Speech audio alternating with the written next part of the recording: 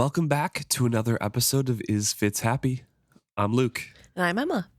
and we're going to be finishing off the novella, The Wilful Princess and the Piebald Prince, with part 2, The Piebald Prince, in this episode. But before we do, when this is coming out, I think it's March 27th on the Friday here, it's going to be our 6th anniversary. Woo, happy 6 years to the pod. Oh, yeah.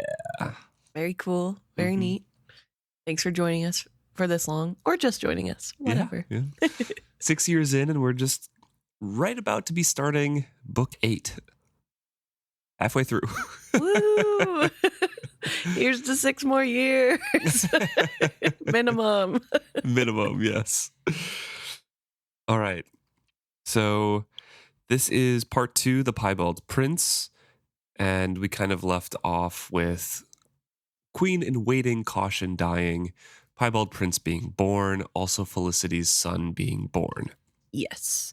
And sort of where we left off, the vibes in the castle were rancid, to put it lightly. Yeah. But yeah, the queen had died. Everybody is accusing her son to have blotches on his skin because of the blood that was Splattered on her, because of the wit violence in general. Yeah, and maybe it's the wit beast / person that got together with her. It's a whole mess. But because of all of that, Felicity has been able to sort of stay under the radar, take the newly born prince to her, like with her and her son, and sort of raise him without anybody raising an eyebrow or saying, no, I want to take care of him. Yeah, so the beginning part of this is kind of meeting our characters a little bit and getting them set up as to where they are. So Felicity's son is Redbird, who, if you remember at the beginning of the part 1, is the minstrel that told Felicity to write stuff down. So there's a little hint of where Redbird's growing up into. Yes. Redbird and Charger grew up together because Felicity was kind of ignored. They were forgotten by the court. And King Viral grieved, obviously, his daughter's death, but ruled extremely well for the next 20 years. And we don't hear too much about him besides here and there. He kind of peeks into the story. But for the beginning part of this part 2, it's about the two boys growing up and Felicity. So they're forgotten. They're growing up. And yeah, he's just kind of moved on. Yeah, so it does say in the book that Felicity is able to get a part of the castle that is better than what she was living in before, sort of. She lived on a floor above the royal family's quarters, but on a level below that occupied by the common servants. My neighbors were those well-born but not royal and visiting nobility, which is important to place that in the context of the castle. So they're in a good spot, but not. So this is probably around where Fitz was living, honestly, because it's near enough, like he is royalty by blood. However, he's not acknowledged. So, there's that. But then also of King Viral, it's said that at Buckkeep, life and politics must continue no matter whose wife or daughter dies. So I thought that was really interesting to hear that from a servant's perspective, because it's something that we see happening in all of the stories with Fitz. That it doesn't really matter what's going on in the royal family. There's still bigger picture at play that has to be dealt with. Yeah. And speaking of, the court at first looks at him to declare his brother's strategy's son Canny as the next heir, right? Yes. Declare that, but he doesn't do anything. He just continues to rule as the sole king with no heir at the moment. Right. And he does really well, so nobody's really fighting against it yet. They're Right. like, well, he's still got time, so maybe we just leave it alone. He's grieving.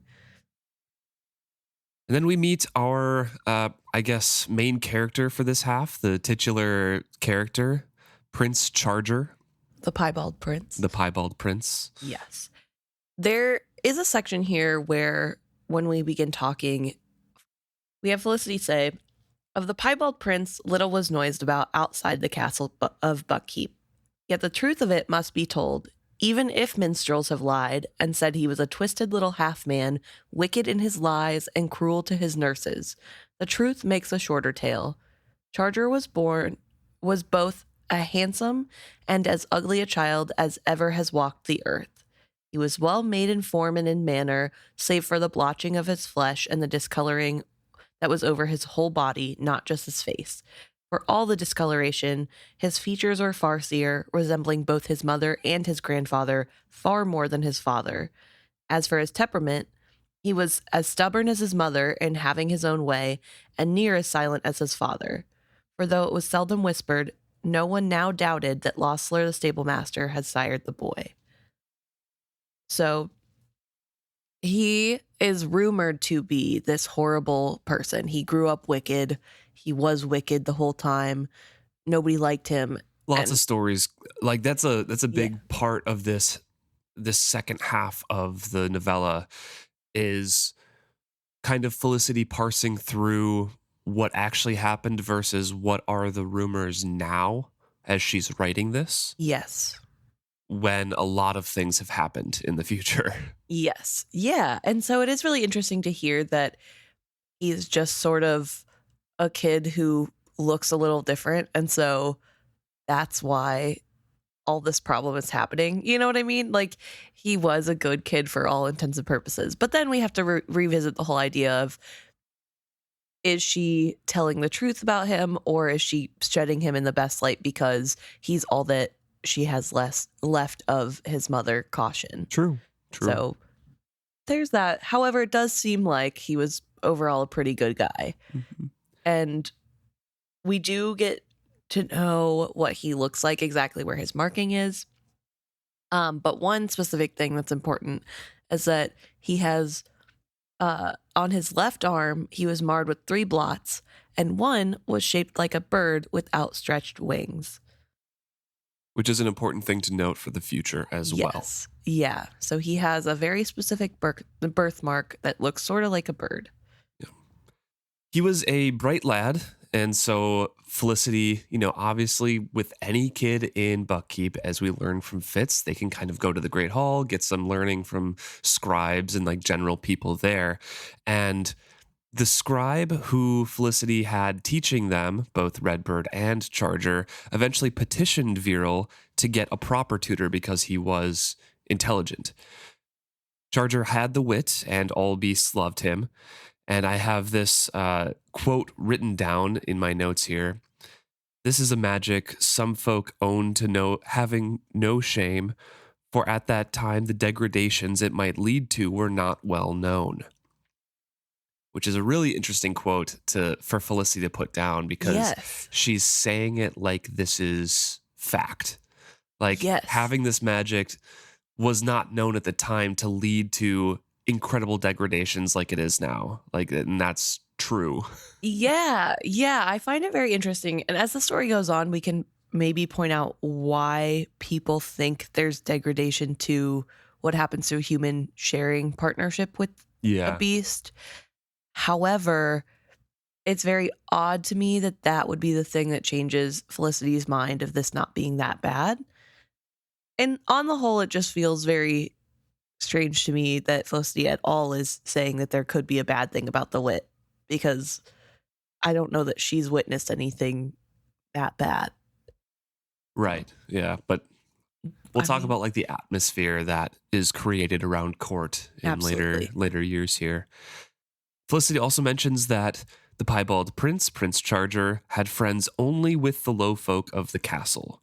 So he befriended a lot of people, and he was friendly with a lot of people. It's just none of the nobles. Yes. So there's like a whole sort of thing happening right now where nobles aren't acknowledging Charger at all because he is a bastard. And it's nothing to do with the wit. It's just that he is a bastard and not claimed, and also looks like his slave father.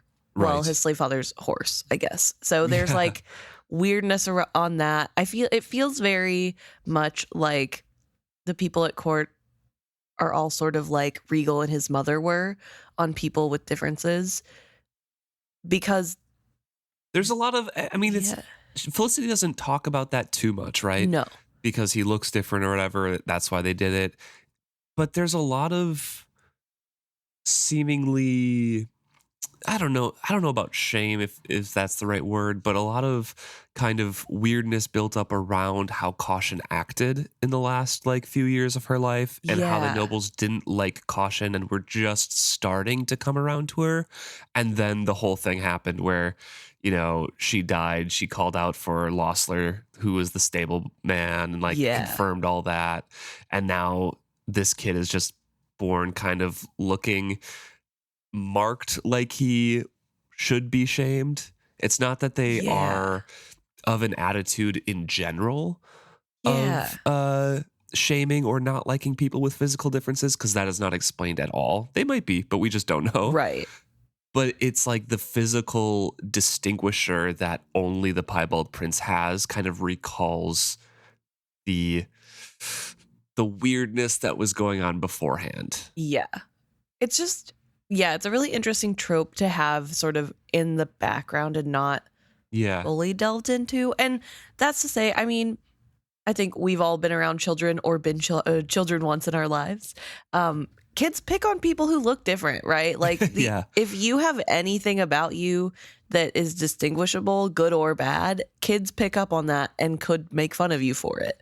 And so it makes sense that we have nobility children who are sort of raised in this cushy life where it's all about making connections, even young, Right. that they're sort of distancing themselves from this would-be prince that looks different from them. So We have to remember as well that the prince at this point is still kind of forgotten by the king. Yes. He has not been officially claimed. He has not been officially tutored or anything Yes. like that. So still kind of an outcast and half forgotten.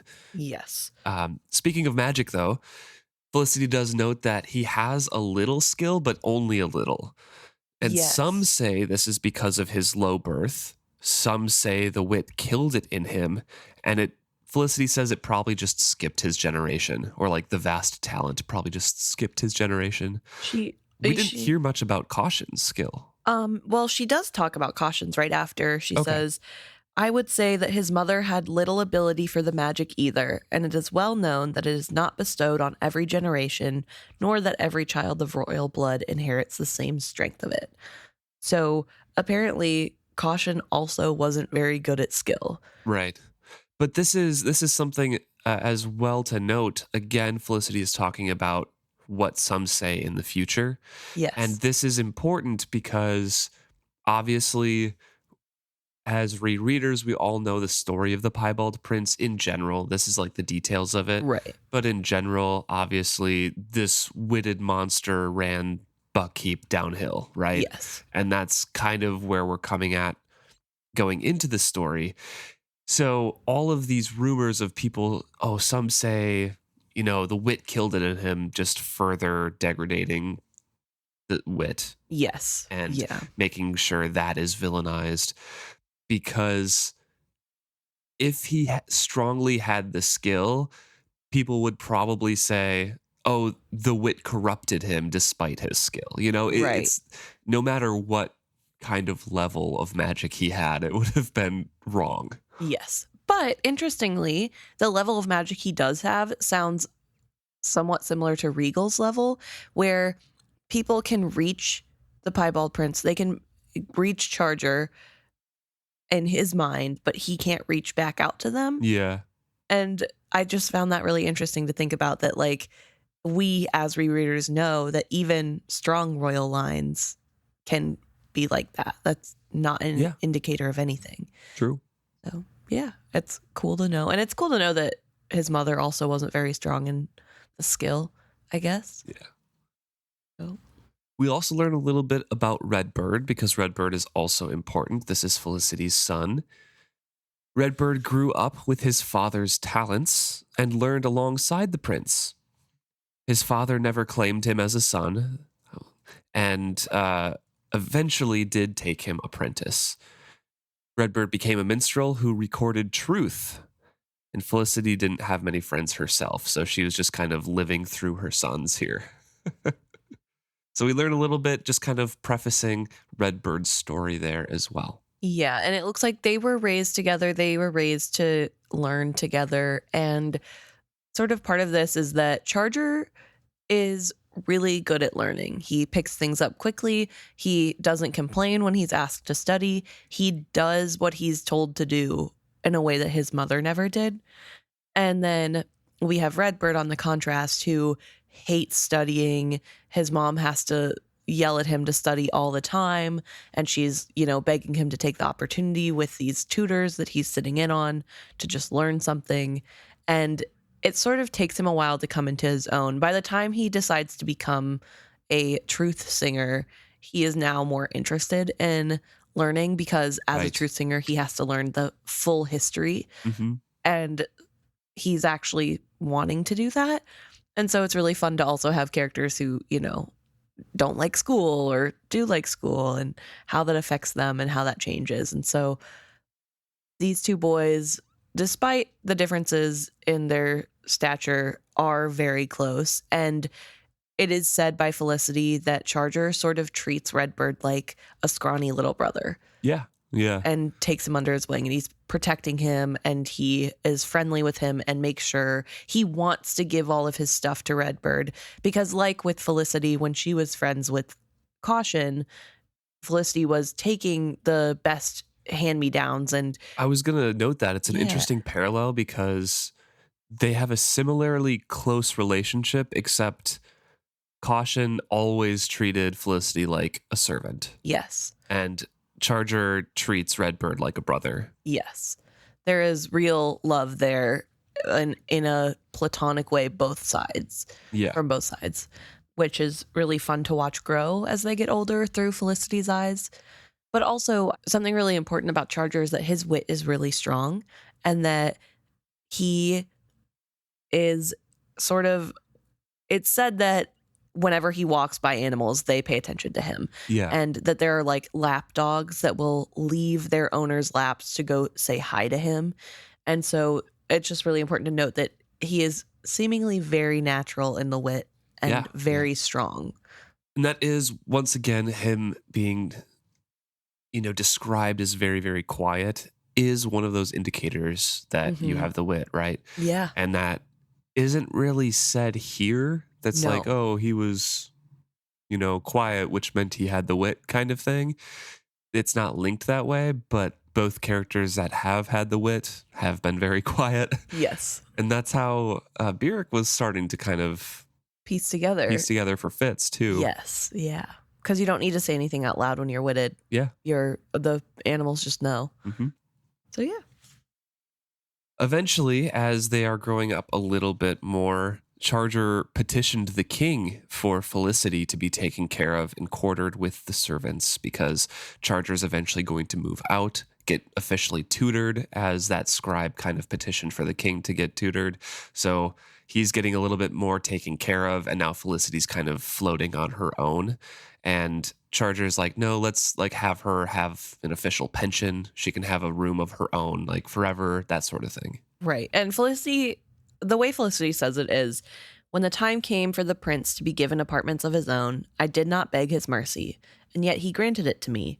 He himself went to the king and asked that for my long service to him, I be given a chamber on the servants' floor and a small allowance for my needs. The king granted it. And she wonders if this is partially because of her service to his daughter as well. Yeah. And sort of him remembering that, or if it's just because Charger asked for something. But either way, she was really happy with what she got. She got a nice room. She's getting paid. And because of the way that she's known around town is that she's a nanny, she's able to also help other people, servants and lesser nobility, with watching their children whenever they are busy doing other things. So she sort of has a side business of being a nanny. Yeah. And she's okay with that. That's her life. She's happy to do that. And she still gets to see her son and Charger. Yeah. Yeah. And they both still visit her, even when they are older and don't really need to, hang out with her. They still do, which I think is really cute. At this point in the story, Charger is about 13 years old. and he's showing an interest in ruling, right? We've just kind of explained that he's getting a little bit closer to his father or his grandfather, King Viral. He's getting tutored officially, but he's actually showing an interest in ruling.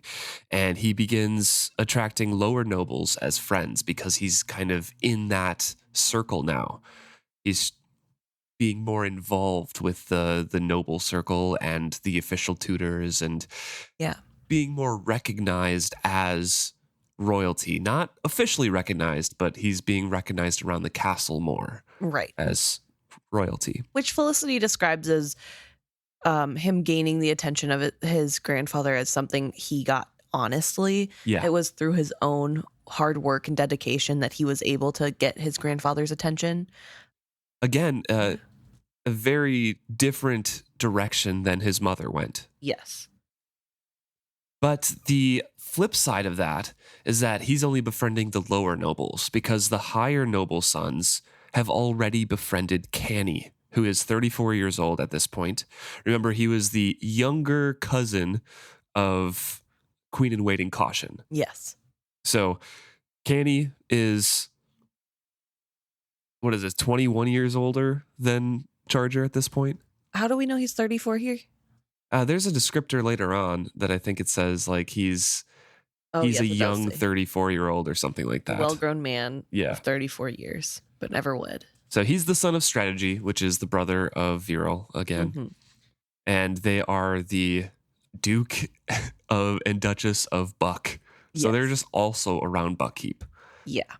Also, before we get into Canny a little bit more, I think it's important to state that Charger at this point is working for his grandfather. He's sitting in on council meetings Yes. as a yes. page, but it's still at his grandfather's direct request. So this is Mhm. important to know because that's how we know that his grandfather is taking an interest in him and how he's getting this attention because he is getting roles that should have been just given to him, but he has had to earn them due to his own hard work. Right. But yes, we have Canny, who sort of doesn't have to work as hard just because everybody thinks he's going to be the next king. But also, I mean, we talked about it a little bit last episode, but Duke of Buck is such an interesting role that we don't see in our trilogy. Yeah. Because we thought it might be reserved for the king's brother or some such thing, or maybe it just got abolished and doesn't exist anymore. But I mean, if it is the king's brother, then if he wasn't born on the other side of the sheets, Chade would have been Duke of Buck. well, that's what's Actually, no, interesting. Chade would have been king, and Shrewd would have been Duke of Buck. Yes. But then Verity would have been Duke of Buck when Chivalry became king. Yeah, really interesting. I'm not really sure how that all works out. We'll also have to double check what Chade calls himself currently. Because I think he's just the counselor, right? He's just the counselor. He Counselor doesn't have. Chade. Yeah. I thought they gave him land or something for some reason. I Maybe don't not. remember. Anyway. He would never leave Buckkeep anyway. No. Well, that's why I'm saying I'm wondering if he is the Duke of Oh. Buck. But Yeah. I don't know. I don't think that's ever mentioned. But anyways, those higher noble sons who have already befriended Canny Farseer, this charismatic, kind of prominent candidate for the throne, the favorite among some of these higher nobles, they call themselves the Canny Court. Right. And with the Canny Court creating, that group sort of jokingly calls anyone who follows Charger the Motley Court. Correct. Yeah. They mock Charger and the Piebald Prince quite a bit. Again, it's not super clear if Canny joins in their mockery or is just surrounding himself by sycophants who mock Charger only. It feels a lot like with Caution, where Caution didn't technically say the mean With the mean things. girls, yeah. She just laughed really hard at the jokes. Yes. And I they got that kept going. same So, that yeah. vibe. It feels very, I've been born royal and I know better than to say it myself because then it can come back to bite me. I'm just going to laugh really hard when you say it so that you know I like that you're saying it. Canny's a much bigger player in this part of the novella, and we get a little bit more description of his temperament here as well. He was known as a wild and rash man, not to turn down a challenge. He was the favorite for the throne, but didn't reach for it either. He's not kind of power hungry or like always striving like Regal kind of was. It's kind of similar to his father, kind of sitting back and letting everyone else do the talking and just being there and looking good. But the thing is that I feel like, personally, the way I'm reading it, he is constantly reaching for the throne. Like, people don't Sure. say that about him. Nobody thought that at the time. However, it's very clear that he is setting himself. He, first of all, just believes he's going to get it for most of this. Right. No, there's no doubt in my mind either that he's setting himself up for it, but it's not kind of an overt, like, I will cozy up to King Viral, my uncle, and be like, hey, let me help you rule right now, that sort of stuff. It's just like, I will be a role model and look regal, and I will look proud and tall and strong and let everyone else whisper. Right, but that's just a more underhanded way to do the reaching. Sure. So I think that's where I'm like, he was reaching for the throne, but he didn't. It wasn't seen that way because he wasn't cozying up to the king, but I don't think he felt he needed to cozy up to the king because he thought he's the only real person left that is able to get the throne. Like, he thought his uncle was just taking a long time to make the announcement. I don't think in his mind anywhere he thought, I need to be nice to him, so he picks me over Charger. Yeah. I think he just thought Charger can do whatever he wants. He's not getting it. So in that way, I do feel like it's very Regal of him because Regal didn't openly vie for the crown either. I mean, we know he wanted it and that was his motivation. Yeah. But he didn't. Other people probably wouldn't say he was reaching for the crown. Felicity also mentions that the Motley Court, Charger's group of friends, began to gain power through favors from Charger, who also knew everyone, not just the nobles. So this is important to talk about. I don't know if there's a specific quote you have in there about this, but I just kind of want to speak on this topic in general of Charger giving favors to his followers and his friends, because that is a repeated thing that pops up through the rest of this novella, and it's very important to the plot. And I feel like it doesn't start out malicious, obviously. Like, right, they're his friends. Right. He's trying to help them out of whatever they might need, and he's in a position to do so. However, it also, like, it read to me like he was trying to buy his friends almost from Felicity's point of view. It was really weird because I didn't get that vibe from anything else besides like these couple little comments of like, and he also, got them land some places or roles. At the same time, those who favored the Piebald Prince began to grow in both power and prestige. For often enough, the prince applied to his grandfather, King Viral, asking for his friends a grant of land or for that friend a better share of the taxes. The members of the motley court began to visit Buckkeep Castle more frequently and to stay and hunt and ride with the king alongside their prince and have his ear at meat and to grow in influence with him. Nor did Charger limit his friends to those of lesser nobility. He knew all the folk of the keep by name and their children's name. A few of the better born began to perceive the goodness in him, and more than once I heard it said that despite the marring of his face, the features of the Farseer spoke loud in his looks. Yeah. So he's starting to gain notoriety, but like that undercurrent of people are flocking to him because he's giving out favors. Yeah. And he's treating his friends more favorably, which it's hard because on the one hand, look, I don't want to be an apologist for Charger, but on the one hand, when he knows about an issue, it seems like he's the type of person to try to fix it. Right. And so I feel like in Charger's mind, Charger reads as very Verity to me. He's thinking about it being a good thing that he's helped fixing a problem for. He's not reading it on the larger picture of you're giving your friends favorable treatment. Yeah. Because if anyone else were to come to him, I think he would also help them in the same way. But because other people are distancing because they're Team Canny, it comes across as you're doing favors. Like that's where I'm at with this. However, it doesn't look good. And I think... And it automatically creates a rift with the Canny court too. Yes. Even though they created it first, right? Yes. They were mocking them. But like now it's, now we're disadvantaged because we're friends with Canny. Right. It's not a good look. And I think It is really interesting how even good-hearted ideas can blossom into these nasty things that look really bad whenever you don't think ahead. Right. And I think it really goes to this sort of flaw with the Farseer line in my mind, that the Farseers who are good rulers are often undermined by their good deeds because they aren't forward thinking enough, maybe, to They aren't understand. shrewd enough. Yeah, they're not shrewd enough. They're not thinking of all of the angles. They're not like Chade where they're looking at every single angle. They're looking at what is happening now and how can I help? Right. Like, I have a duty to fix things. Let me do that. And that is fine if you're virile and there's nobody really butting in for the throne.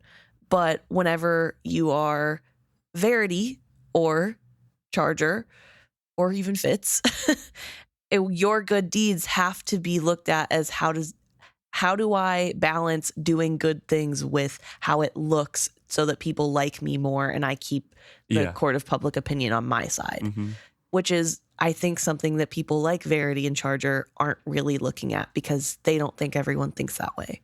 And this whole thing is exacerbated because the motley court all had the wit. Yes. And it's not a huge divide yet in this, right? No. But it is another delineation between the two groups. It's like, oh, motley court all has the wit.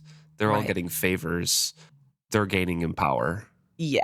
All the higher nobles who are on Canny's side are like, these lower nobles are getting more power and less taxes and more land. And it's not fair. Right. It's not great. It's just a lot of things, a lot of tinder being put in the fire pile. Yes, with definitely. gasoline really close by. Felicity also mentions that there are rumors after the fact and after the events of this book that they were always using their wit to harm and spy on Canny Farseer. Yes, that is a big rumor, which makes sense when you know what happens at the end, that there would be already malicious intent from the witted. Right, yeah. They were gathering their witted forces together to harm our, spoiler alert, future king. Yes, and really importantly, everybody makes it seem as though in these, going back and looking at like what people were saying, all the rumors, they're making it seem like Charger is going after the throne that rightfully belongs to Canny. Yes. Even the way Felicity talks about it sometimes make it seems as though it's crazy that Charger is sort of thinking that he should have it, despite... Because creating that story that Canny did is essential to what we were just talking, gaining the public perception and getting the goodwill of the people. Yeah. And it's really interesting when you think about especially how much goodwill Charger had at this point. Like, he knows everyone by name and their children's name. That's knowing people really well. That's like getting to know people on a level that not a lot of upper nobility do. And so you'd think the lesser people would have liked him more. And so it would be harder for Canny to come in and make up rules or make up lies and rumors and act like, oh no, you all liked me better. He's just conniving. Some events happen, though. That's true. The first of which is Charger turning 17, and then the king, King Viral, crowning him or proposing him as King-In-Wating, formally recognize him as the heir. And of course, this is the 6 duchies. The dukes and the duchesses have a say. They have to kind of back that decision. And it says here, not with joy, but out of duty, the Duke of Tilth said he would abide by the king's will. Because remember, all of the dukes and duchesses and the high nobles do like Canny Farseer. But King Viral is a great king. They do love the king. So they're following his decision. Burns, Farrow, and Ripon rose and acceded to that.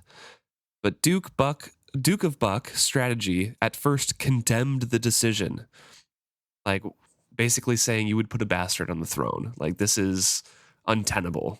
You can't do this. But his son Canny whispered and calmed him. No one knows what they said to each other, but they both went up and knelt before the king, apologized, and accepted that decision that Charger was now king-in-waiting.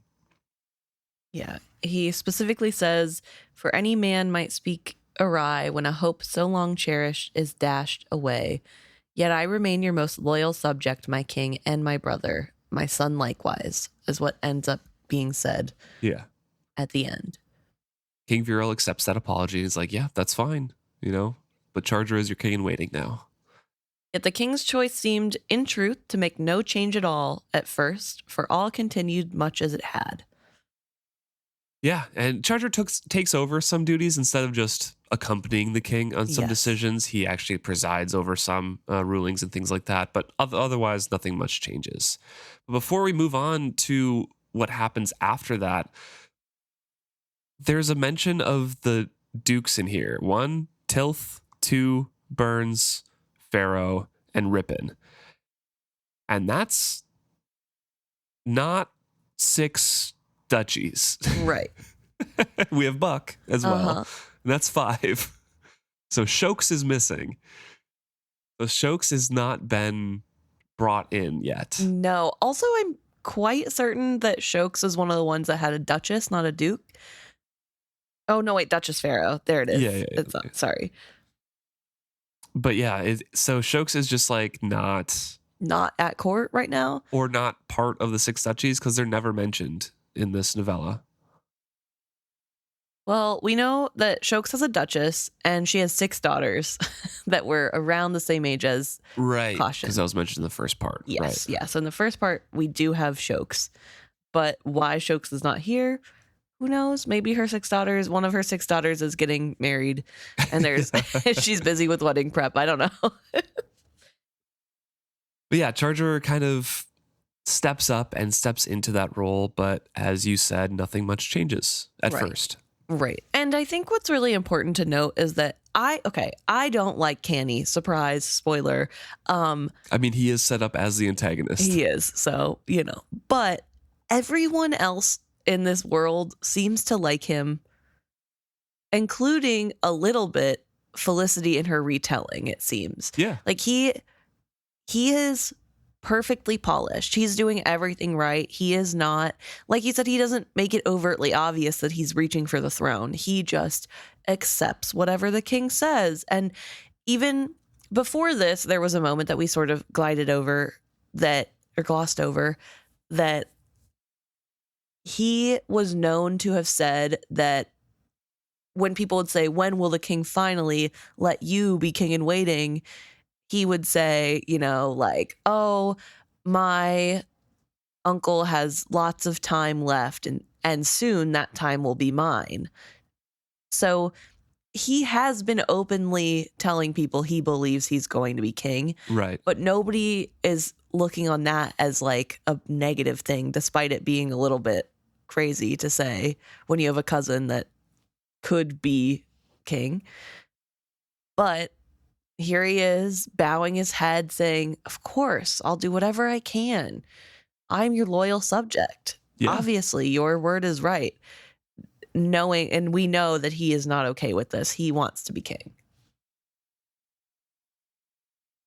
So as Charger steps into his king-in-waiting role and is taking over some of those rulings more so from the king, rumors say that he rules in favor of his friends more and more, and it's always in favor of his friends. But Redbird, the true singer, minstrel, tells Felicity that no, he was always fair.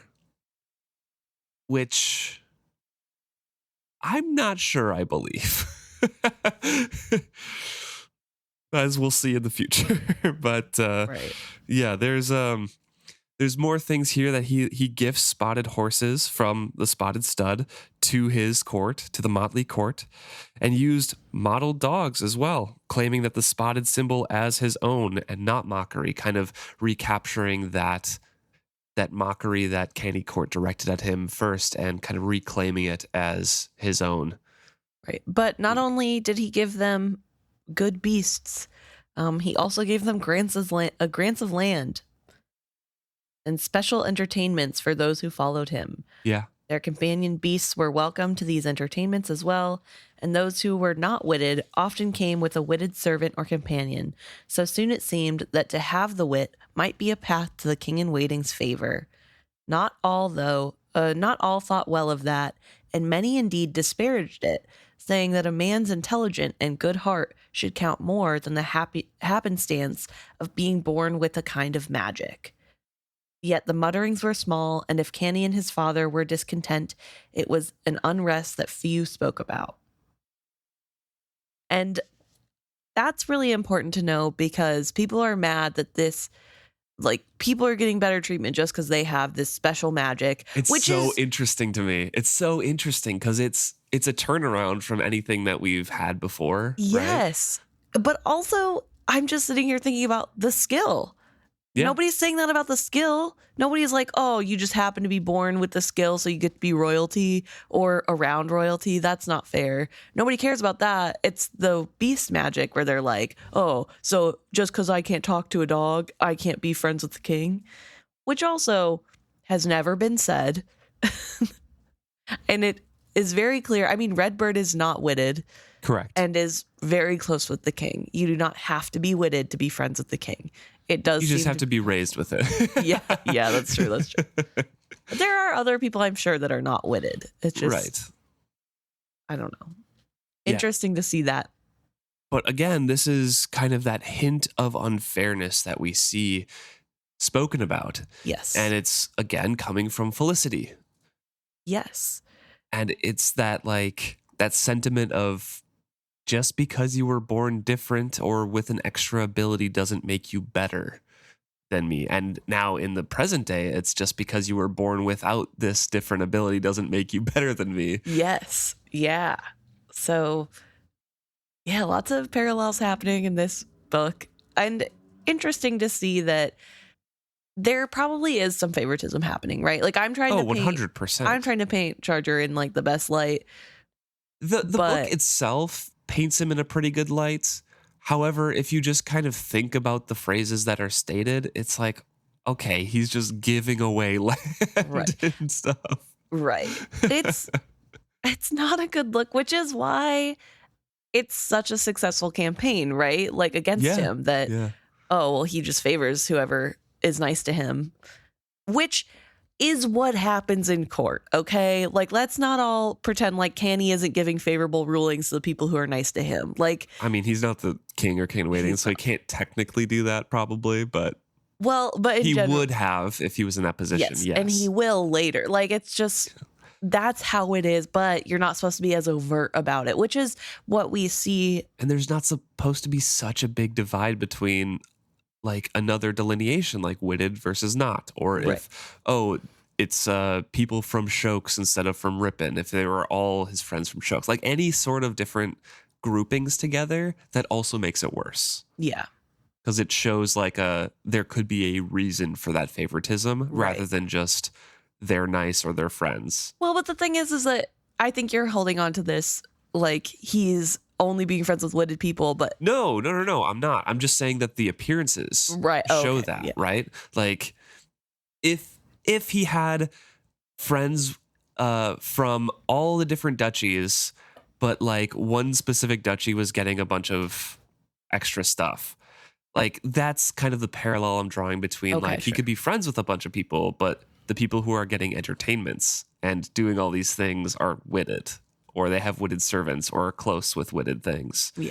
So it just, the appearance of it makes it seem like he's favoring those with the wit, which even though it's an accepted magic and like not that much cared about, it's still like well, now I had to have been born with this magic that I don't have in order to be important. Right. But I guess where I'm coming at it is that it's not entertainment for witted people. It's for his friends who a majority happen to be witted or know witted people. Sure. Right. Yeah. You can spin it but I feel like I want to be clear that I don't believe that this has anything to do with people being witted. I think that them being allowed to be included is what makes more of them show up in one place rather than like, Oh, I don't know. I'm not sure because, like, on one hand, I think that's what the best reading of the book would be. However, what the actual reality would be, I think it's a little bit of, oh, we have our own secret club, you know? I feel like there's got to be a little bit of that in there.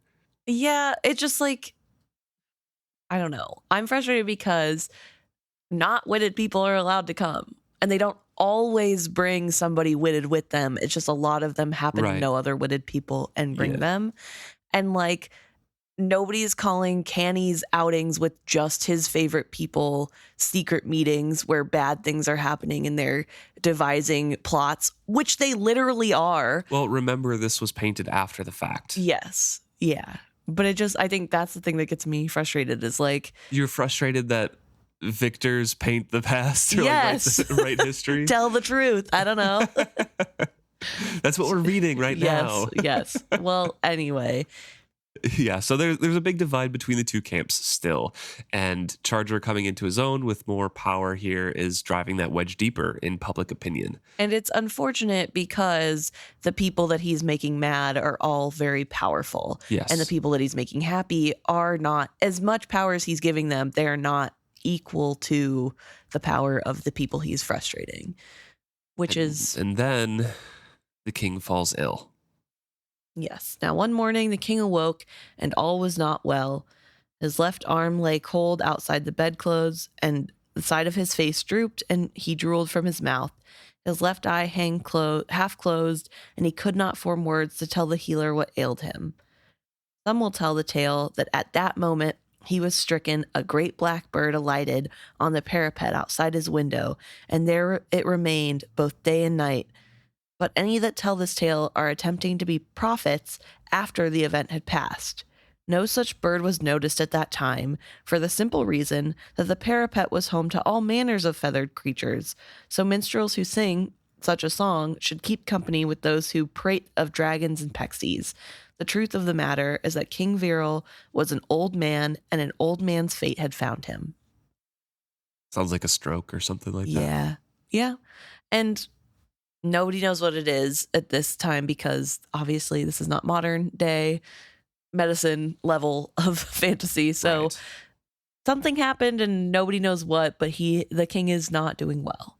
And the king is not dead, though. He's still like abed, but he can't do any of his duties. So Charger is now in a lose-lose situation because he has to step in and start doing more rulings. He has to start doing, like, acting almost like the king. And there's a lot of whispers, including from Canny, that said it wasn't becoming that Charger should step into the role of the king if the king is still alive. Like, he's still the King-In-Wating. He shouldn't be doing all of this. So it really is a lose-lose because the kingdom has to be run. King Viral cannot do it at this point, but he's also not officially crowned. So it doesn't look good that he's doing these tasks. It's not a great time to be Charger. Right. And it's also exacerbated by the fact that none of the dukes are asking him to become king officially. Right. So not only is Canny and his little posse running their mouths about how it's so rude that he's doing his job, it's also the dukes that are in charge aren't coming together to be like, hey, step into the king role officially. We need a king. So he has to just continue on without claiming too much power, but also making sure the kingdom runs. Yeah. So at this time, while the king is ill, a lot of lords and ladies are kind of visiting and bringing their own cures from far off lands and their own duchies and little villages and stuff like that. So Lord Elfwise and Lady Kiart came to offer remedy to the king with their daughter, Lady Whiffin. Lady Whiffin is described as graceful, but she also ate and drank a lot and was unlike a well-bred noble. She's just kind of not like other girls. Yes, hashtag. Copper Songsmith says of her that she walked like a swordsman and danced like a butterfly and laughed with the music of the wind in her voice. He also says of her that she ate like a guardsman and drank as if hollow and sang many a bawdy song more lustily than well. She captivated both Canny and Charger. Yes. Which is sort of the catalyst of everything else. Yeah. I think all of the scheming and things would have happened no matter what, but this just sort of made things a lot worse a lot quicker. Yeah. So It's also not totally clear to me if both of them liked her or if one of them liked her and then the other one is like, well, I gotta compete now. exactly. And it seems to me this is me remembering from a couple weeks ago, because remember I read this maybe 3 weeks ago now, and Emma has the book, so please correct me, Emma, if I'm wrong. But it seemed to me while I was reading that Canny is the one that liked her and Charger was the one that wanted to compete. That was in between the lines what I got. I'm not sure if it's stated at all. But Felicity isn't clear about either, I don't think. All that we know is that they both tried to compete for her attention. I don't know if it specifically says that at all. I mean, Redbird says that she came to Buckkeep Castle and that both Lord Canny and King-In-Wating Charger found her comely and alluring. And they both shower gifts and presents upon her. Each man's gift was more expensive than his rival's previous one. And 2 minstrels sent to sing outside her chamber windows at moonlight came to blows over their masters' names. So it doesn't really say who sent what first. Yeah. It just says every time somebody sent something, the other would send something to one up it. And she doesn't choose either of them. She's loving it. The rivalry just kind of kicks up another notch between the two men. Some saying that she was just a simple country girl come to court with no idea how to deal with her illustrious admirers. Others say that her father urged her to smile on Lord Canny while her mother matched her with the Piebald Prince. And it says that to the Lord Canny on his name day, she gifted a silver cup. When it was King-In-Wating Charger's birthday, she presented him with a hip knife with a buck's head on the hilt. Yep. Also an important artifact. But she is playing the game as well. And I think this is something that kept coming through, that Lady Whiffen is sort of a schemer in her own right. I don't know that she went in like wanting to be queen necessarily, but I do know that I feel that she is a guilty party in a lot of what goes on later. And I feel as though she's much more in the know than anyone suspects. She has a lot of agency and chooses not to use it to the detriment of the whole court. Yes. Yeah. And then when she does choose to use her agency, it's also to worsen the situations. Yeah, she's never like making good choices for all. It's whatever suits her in that moment. Yeah. And that usually sides with Canny. Which, I don't know. It makes me wonder if she ever liked the Piebald Prince at all, or if she was just getting gifts and I do attention. sort of wonder, I wonder if she sort of saw the writing on the wall and so picked who she thought would be most likely to become king. And it wasn't about feelings at all. It's more that she wants to be queen now that she's got a taste of how good she could have it. I don't know. I'm not a fan, though. During both of these guys wooing Lady Whiffen, though, they're not exchanging harsh words with one another. It's both of their courts, the Canny court and the Motley court. Yes. Who are flinging insults and stuff, and they stay quiet. The competition that had festered between them since the Piebald Prince was born finally had a place where it could be clearly won or lost, with no fears of anyone saying shame upon them or muttering of traitors of the crown to the 6 duchies.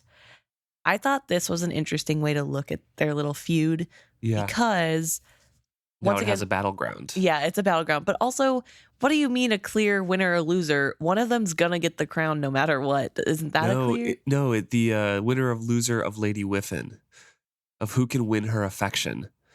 But that's not what this is talking about. It's the competition that has festered between them since the Piebald Prince was born. It finally has a place where it could be clearly won or lost. Yeah. Because this is the only fair, even playing ground that they've had, right? They've had this kind of tension built up between them, either out of jealousy or out of like competition or whispers, mockery. They can't overtly say anything because Canny has to abide by the king's rulings that Charger is king-in-waiting. That's treason otherwise if you go against this. Now they have an even playing field of let's see who can win the affections of this Lady Whiffin. And that's where they can win or lose. That's the clear winner between the two of them. I guess, but I don't understand why Charger being chosen as king-in-waiting isn't a clear win. Because he's literally descended from the daughter. he's the grandson, you know? Well, yeah, but like he had to work to get there, and Canny was there the whole time. He could have been nominated way earlier and he wasn't. Wouldn't that be, isn't that an indicator that he didn't earn it yet? And the fact that I'm not sure. I don't really think that is what either of the men in the story think of, though. that's fair. I don't know. I just read it like, okay, well, clearly there already is a winner or loser because somebody's king and the other isn't, you know? But so Canny's the ultimate winner then. Well, at the end, but not in this moment in time. But anyway, so it is a fight between them. And I think this is what you mean, where there's this undercurrent of Charger doesn't even like her, Canny does, because it does feel like neither of them truly like her. They just like the idea of fighting each other in a way. But I don't think, I believe that either of them really likes Lady Whiffin. That's fair. Well, one of them had to begin with. Well, yeah, I'm sure they both started liking her, but I think the way it develops, I don't think either of them really likes her. Then we get a little bit more detail about the conflict between the two courts. Lord Elquin, who is a lord of the Motley Court, spilled blood of a Canny Court lord. Lord Older of Black Earth and Buck. So the fight was fair, but Lord Older died from a festering wound. So obviously there's going to be a lot of hard feelings about that, even though it was like, you know, a duel or whatever they had there. And it was fairly fought. Yes.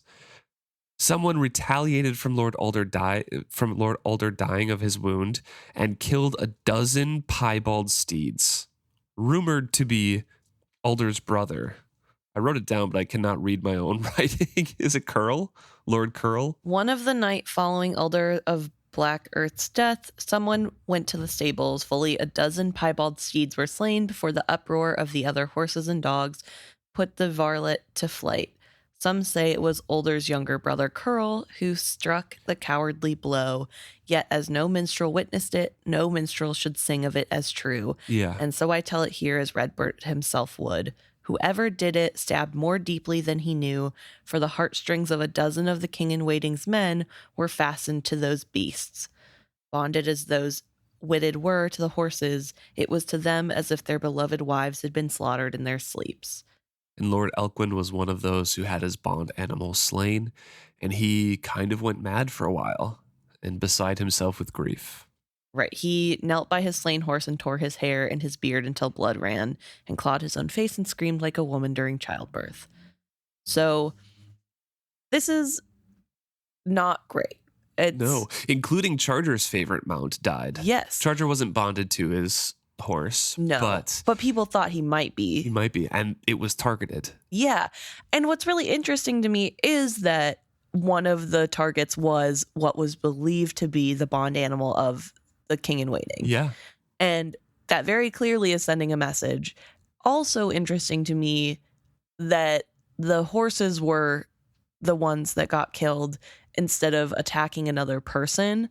It just feels really slimy and like gross, and again points to Canny's team being the evil ones, because why would you do that? Right.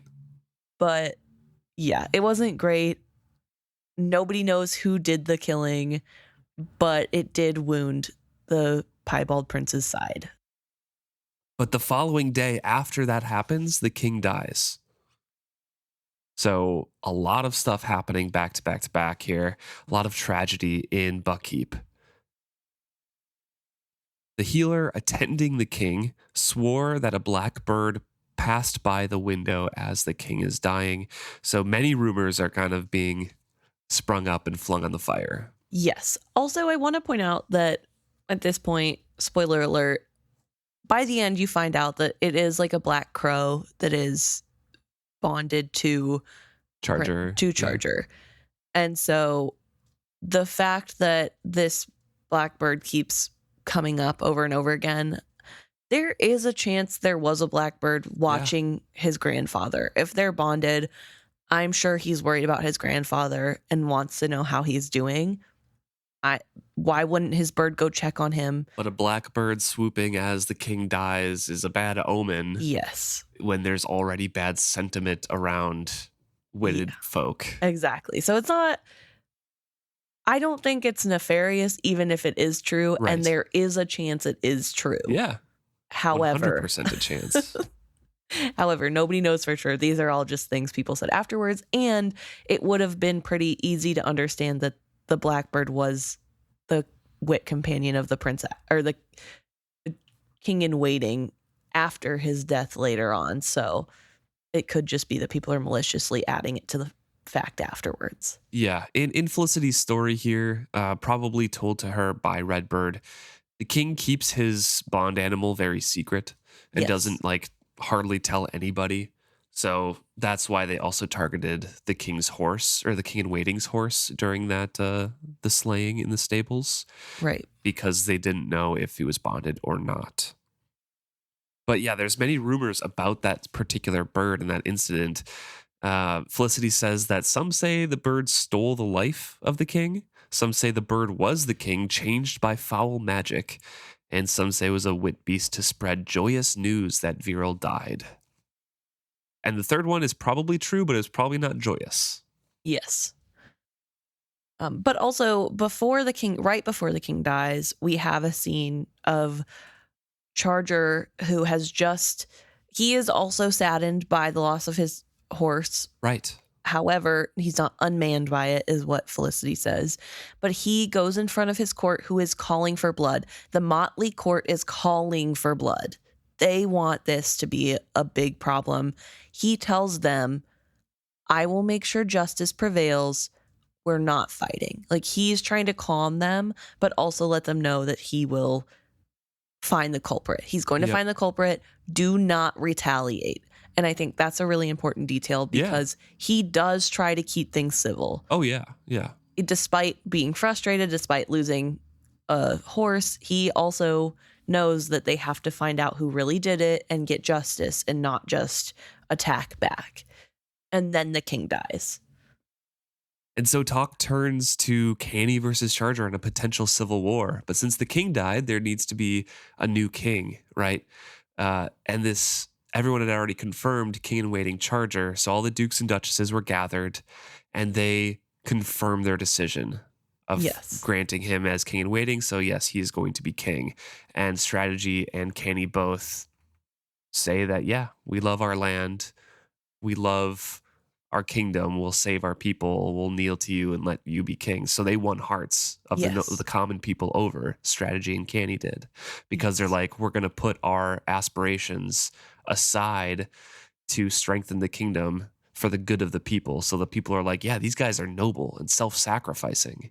Yeah, well, importantly, it said that it's mostly the younger nobles who are being very vocal about wanting Canny to be king. Yeah. And older nobles are the ones in charge. So they're the ones who say, we have to just pick Charger because he was already that. That's what the last king wanted. He didn't get to say it, but we all know that's what he wanted. And so it's with them that Canny and his father's Strategy gain the hearts of the older nobility because of their ability to say, hey, we want what's best for the kingdom too. Yeah. By saying they love their land and people and need it whole. So they're like, wow, so noble, so self-sacrificing, true Farseers, our Strategy and Canny. Yes. It was looked at as an honorable sacrifice. And it also seemed to be when Lady Whiffin was won over by Canny. Yes, this is what makes her decide she's choosing Canny. Mm-hmm. And choose Canny she does. It was perceived as a noble sacrifice of honorable men. And Canny and his father won the hearts of many a man who had not thought so well of them before. And then, like you said, Lady Whiffen chooses Canny. And so then Canny decides that he wants the king to preside over his wedding to his beautiful bride. Yep. And, oh, please, won't you dance with my beautiful bride at our wedding? He's really rubbing it in. He rubs in the fact that he won the girl. He marries her immediately. He also wants the king there. There are a lot of bad omens kind of to start out King Charger's reign. At least people look back and say these were awful omens, like bad weather and things like that are not going well. And with the wedding at Buckkeep, Charger just kind of has to grit and bare his teeth and be like, yeah, of course I will. Of course I'll marry you. Right. Because he knows that how it will look if he doesn't. Yeah. And Felicity does point out that a lot of the things people are saying went bad because he was a bad king, like the horrible weather. It's like obviously can't be helped. It was only weather which cares nothing for the affairs of men, is what she says specifically. That things were going wrong, but it wasn't anything that Charger could have possibly done. And if if Canny had been chosen as king, it would have still happened. Like, right. That's just how it is. Oh, so Canny offered Whiffen a dance with Charger. So they dance. Charger and Whiffen are dancing, and no one knows what was said. But Whiffen wasn't so merry afterwards. What Charger said to her while they trod their measure, no true minstrel heard, and hence no true minstrel can say. Some with black tongues say that he threatened the vengeance of the witted upon her family and home if she did not yield herself to his wishes. And some say that he whispered to her with his father's wily tongue that could spell any maid. And some say that he but spoke from his own broken heart words of disappointed love and dashed hopes that they would have wrung any maiden's heart. No man can know what was truly said as they spun and bowed, and so no true tongued songster will sing of it. But whatever words passed between them, all remarked that it was a chastened Lady Whiffen that the king returned to her lord's hand, and that afterwards she did not seem so merry of heart, nor so light of foot. Which, good, is all I wrote, because what do you mean you know full well you've been pitting these two guys against each other, and you're going to go full-heartedly into this, let's rub it in the face of the guy who I didn't choose. Right. And I'm going to dance with him at my wedding to his cousin that I chose over him. I mean, she obviously had feelings for both of them too, though. Yeah. But also, who knows how deep, but she had feelings for both of them. The cynical part of me, Chade would be proud, I think she's setting it up. I think she's setting this up for no matter what happens, she has a little, like, oh, look at me. He made me so sad. Who knows what he said? He was mean or whatever. Like, I think she, and even if she does have feelings for him, I think she is team Canny, and they are going to get Canny to the throne no matter what. And that moving forward, she is moving in a way to try to get him in trouble so that he can't be king anymore. Interesting. And that is very cynical of me, but that is how I read the rest of the book, is that she is working with Canny to do everything she can to get him to be caught in different ways. And I'll bring them up as they come along. But I don't know if I believe that she was that heartbroken at her wedding. I think this was a try to make the king look bad vibe. Well, the newlywed couple leaves, and the rest of the feast was dark and grim. Lots of lords lost their whip partners, and they were all kind of gathered around Charger just a little bit beforehand, so it's still very morose and very sad. And Lord Elquin was there. He finally kind of recovered from his grief and madness. Some say the murder was planned here. So we get a little hint of like, wow, there's a murder going to happen. Yes. And part of this is because a lot of false minstrels will sing that it was the first time Lord Elquin of Tower Rock had been seen clothed and on his feet since his horse was slain. But that was not so. Redbird had seen him walking in the garden on his lady arms, grave of mien, but correctly garbed and clear-eyed, every morning for nearly 6 days before the wedding feasts. So this is important detail too, is that not only are the Piebald Prince's closest people gathered and in bad spirits watching this wedding happen. But Lord Elquin, the one whose horse was hurt and the one who supposedly killed that guy unfairly in his fair duel, he is there at the wedding, and he is also not looking like he's in high spirits. Well, then there was a murder. It was the daughter of Lord Curl, niece to Lord Alder. She was 6 years old. Her throat was slashed, and she was left where Lord Elquin's horse had been, in the stables. There was a trial. We kind of skip ahead to that, but not a satisfying one. It was basically Motley Court versus Canny Court, and just yelling at each other, accusing each other of different things.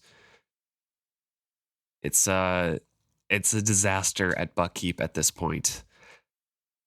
Within, a couple months, you have the king dying, you have 12 horses being murdered in the stables, who are most bonded partners of lords, and then a 6-year-old girl being murdered. Right. And not only is she murdered, but she is in the stable of the horse of Lord Elquin. So everyone's saying that it must have been Lord Elquin, right? Right. Getting and revenge. And the king's like, but why would he do that? That's stupid. That's so stupid, because then immediately you would think it was him. Yeah. So clearly it can't be him. And so that's what we go back to this. He has a history of favoring his friends. Yes. Now he tells people before the trial, he is letting Lord Elquin go back to his rooms, and he's putting guards on him to protect him, not to keep him stuck inside his rooms. And so people are really upset. Why is he in prison? Yeah, he should be in prison. You're giving him favoritism. It's not fair. A little girl died, and it's a whole big mess, because then people are like, well, nobody put in prison the suspects of the killing of the animals. And people are like, well, this is a girl. This is a child. That's way different than an animal. And so tensions are very high. As you said before, vibes are horrendous. Yes. They're rancid in these halls. And so the court case itself, the trial, is just each side yelling at each other, basically, until the king says, it'd be stupid for Lord Elquin to do that. And someone yells out, we don't know who, but someone yells out, fools to expect justice from the son of a Chalcedean beast wizard. And the trial then is halted and delayed for 3 days. Hey, no, we're taking a break. Yeah. And he reacts poorly. It is said that he flings his hair back like a horse, and that his nostrils flare, and that you can tell that he is angry. But others sing more truly, as Redbird did, that he was visibly incensed and yet clenched his lips and let no intemperate words escape them. And that's when he calls it off. So already there are people saying, here you can tell that he is one with a beast, because he's acting like a horse when he's mad. And here's a decent place to kind of talk about that, because it keeps happening, and we've had it happen a little bit early on in this part as well, is all of these mentions of sentiments that are very similar to the Farseer trilogy and the Tawny Man trilogy. All of these beast magics, all of these, you're turning into a beast, all of these kind of foul things associated with the wit that weren't really there in part 1 of this novella. It's because of these events, and because of Canny eventually, as we'll see, kind of repainting, and his court repainting what has happened over the past few years to seem as if wit is the bane of all existence. Right. And that Charger led the way using his foul beast magic. Yes. Being a beast wizard, as they say. Beast wizard. Yeah. Also, I want to point out that this does happen while Canny is still at Buckkeep. He was supposed to leave to take his new wife to her new home in Buck, but this happens while he is there. We never get to know who kills the little girl. No. But I think it's Canny. Really? Yeah. I mean, maybe not him specifically, but I think he gave the order. I think he gave the order to somebody, told him where to put the body, or he did it himself. No matter what, I can he's kind of see capable. it. Yeah. So, I don't know. But Canny Court stayed up late that night with Canny after the trial was dismissed. We don't know if he tried to temper their anger or inflame them. And then a rumor of Charger walking at night with Whiffen hand in hand came out. So like there's lots of things happening that are kind of inflaming both sides here. Felicity is very, very even-handed with this, saying like, oh, we don't know if Canny was, trying to temper their anger or not. Yeah. So we can't say one way or the other. So she's fair with that.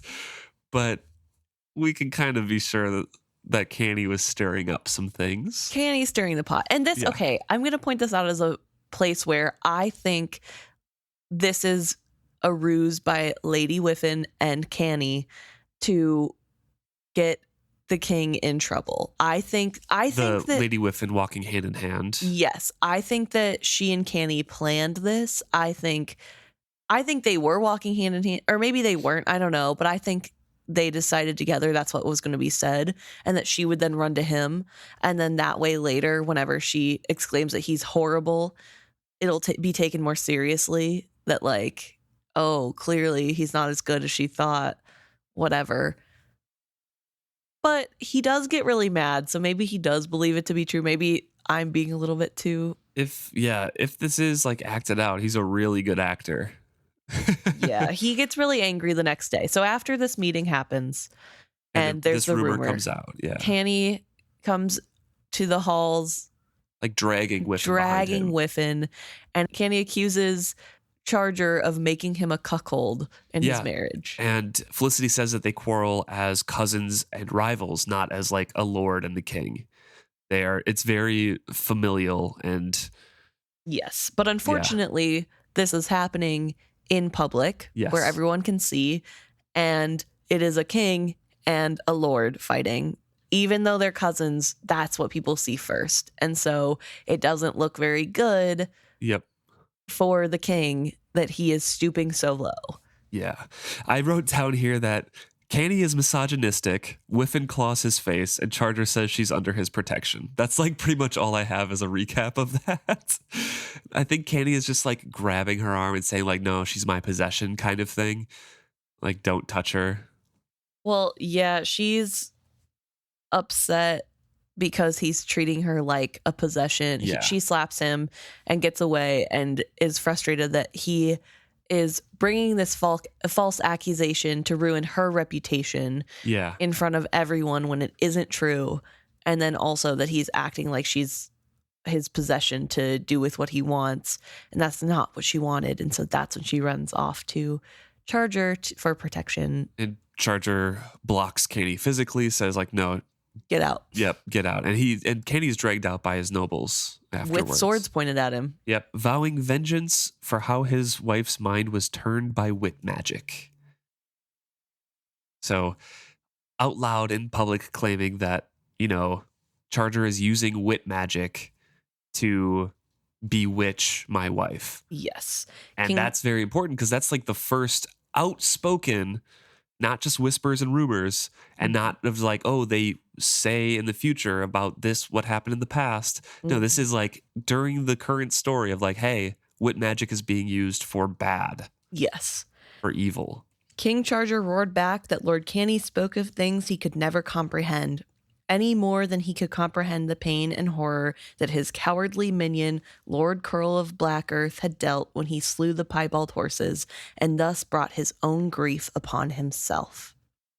All there gathered heard the King Charger's rash words of accusation, and it seemed to many, even to Redbird Truthsinger, that the king had said he saw justice in Curl's little daughter dying to pay for the lives of a dozen horses. Before the afternoon had fled, it seemed as if every ear in the six duchies had been filled with the king's wild words. Redbird bade me to record that later the king spoke to him in anguish, saying that the words had flown from his tongue without thought, with never the intent of causing scandal or implying guilt. Has any man, great or small, ever been able to say that he has not spoken rash words in anger? Yet as a minstrel sworn to truth, Redbird said, I must record that the king did indeed utter those ill words. By that afternoon, not only Charger's hasty words had spread to all of Buckkeep Castle and town, but many a wagging tongue had added that Lady Whiffen had not just the king's protection, but also the favor of his bedchamber. So that is the results of this fight, is that Charger now looks like someone who condones the death of children as retaliation to killing an animal, and that he has no intention of giving justice to the murder of the child. Right. Yeah. And he's presiding over the trial that is currently, on a break. Yes. It's not a good look. I'm sure Canny was like giggling with joy when that came out of his mouth, because it was just a thing said in anger. However, it makes Canny look really good and Charger look really bad. Yep. And I do feel bad because at this point, Canny is like in his late 30s, early 40s, and Charger is early 20s. Like, yeah, he doesn't have as much ability to like control his angry words when he's in the middle of a fight. However, he is the king, and so it doesn't matter. Yeah. Yeah. Doesn't matter what age he is, or that he's talking with his cousin, or that his cousin has been provoking him. He's king and he should always be in control. Well, Felicity kind of spoils the end of this story a little bit by going over how stories say that Canny fought Charger 1v1 for honorable reasons, like the realm during the solstice, because that's when the wit is weak. But that's not true. It's over a woman, pride, a murdered child, and the throne. Yep. It's just, ego. Absolutely. So King announced no charges against Lord Elquin, excuse me, and no charges against the murdered horses. So no one is happy. He's like, there's no blood for either side. No one's accused of murdering the horses. No one's accused and facing charges for murdering the little girl. Everyone gets off. So everyone's like really mad. Like, why isn't there any justice in this kingdom? Yeah, Felicity says perhaps he thought that this declaration would offer peace to both sides because no one got justice. But if that's what he thought, he could not have been more wrong, for each side believed itself the more deeply wronged. It might have been wiser if he had tried to offer each side satisfaction. If he had sent 2 nobles to their deaths, well, bloody that would have been, yet less bloody than what followed. And speaking of, this is the next day after that fight with Canny. Yes. They've spent a night, and that's why there's rumors of Lady Whiffen being in King Charger's bedchambers. Yes. So this next day, he announces that there's no justice for either side, and Whiffen speaks out during this. Yes. She declared herself appalled at this denial of all justice for anyone, and she shrieked out her words, her eyes wild.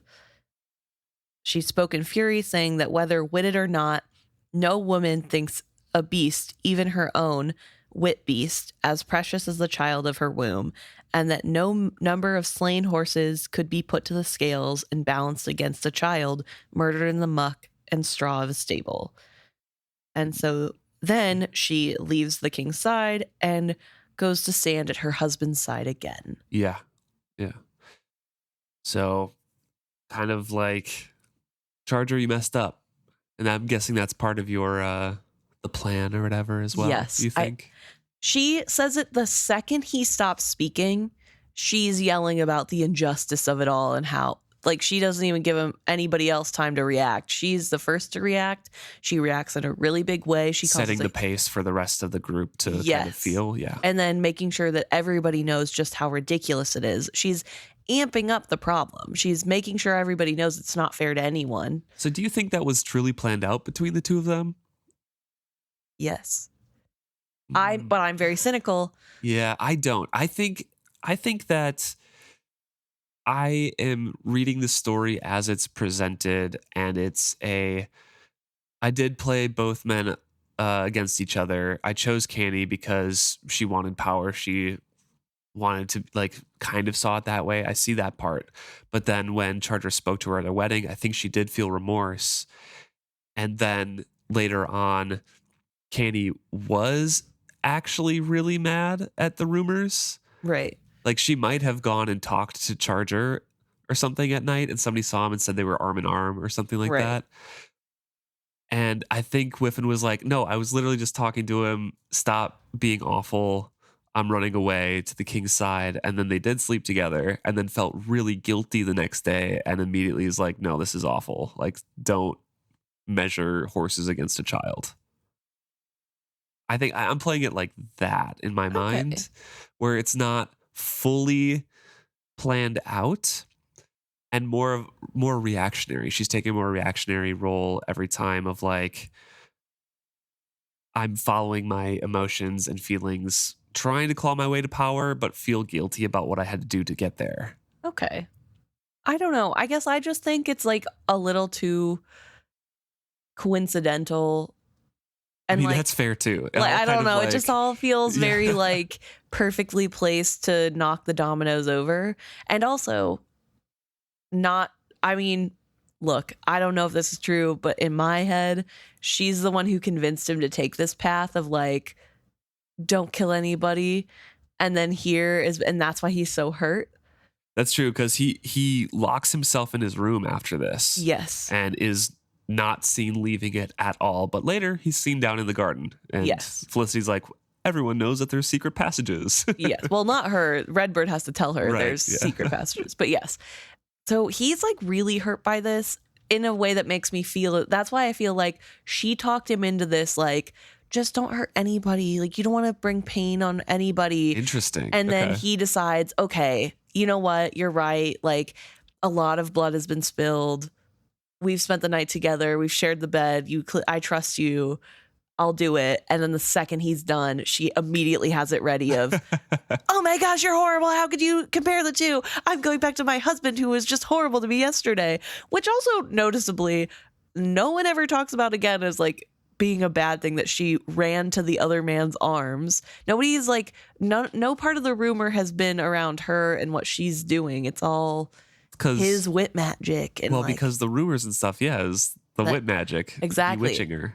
And she like gives into that and says, yeah, he had me under a wit spell, which I guess you would because. Yeah, it's easier to do that than say like, no, I was unfaithful out of my own free will. Yeah, true. But it's just one of those things where like, it feels like this was pre-concocted. Interesting. Yeah. To me personally, but I also, you all know how I am. Well, as you mentioned, Charger is very hurt by this. He locks himself in his room and he is then spotted in the women's gardens. Right. Which again, I also think maybe I'm just making everything up, but I also feel like there's a potential he's in the women's garden because she told him she'd meet him there, and really it was Canny coming to kill him. I'm guessing that's where they met first. That's where they like spoke, like walked arm in arm for the rumor. Yeah. And I think that's where they like met first. Yeah. I don't know. So I don't know that that's true, and I don't know how much I believe any of the things that I'm saying, but I think that that's total headcanon, right? Yes, like, this is not hinted at all in the book. This is just something that I'm putting together based off who I'm reading these characters as. However, he is seen there despite his door being locked, and Redbird finds him. And this is the part of Redbird's tale that is not known to all. Correct. Yeah. And they just walk together for a while. Redbird knows that his king is very upset and that talking isn't going to be something that he needs right now. He just wants to sit and soak up nature, I guess, is a good way to put it. So he's just there for his friend because right now they're not the king and a minstrel. It's their brothers hanging out when something really frustrating happened. And also, notably, the reason that Redbird is here and is walking around, despite there being a lot of sort of animosity happening in the castle, It's explained that he is able to go wherever because he is a minstrel and a truth singer minstrel at that. And so he can walk into places that other people wouldn't be allowed to because he's supposed to be around to be able to see truth. But assassins come to the garden, and King Charger bids Redbird to hide. So Redbird climbs up into a tree and stays there. Canny, Lord Fenru of Tilth, Lord Tracker of Pharaoh, Lord Locks of Burns, Lord Scriver of Buck, Lord Holdfast of Ripon, and Lord Curl walk into the garden. Not one was a rightful duke, and some were second sons, and one at least had no prospect of inheriting at all, and yet each was a scion of a ruling family of a duchy. These are the 6 the minstrel have named, and the truth is that yes, they were there, but there was another as well. Sorry, that's Lord Curl, who is you added in your naming, but in the book he's not named until after. Yeah. Lord Curl is the addition to the minstrels, other minstrels' tales. Lord Curl is also there. And he is the one that is incensed, obviously, about this. And he's so angry that he stabs Charger in the back with his sword. And then there's the Lord Locke, who is very young, tries to stop Lord Curl, and Curl kills him too in his rage.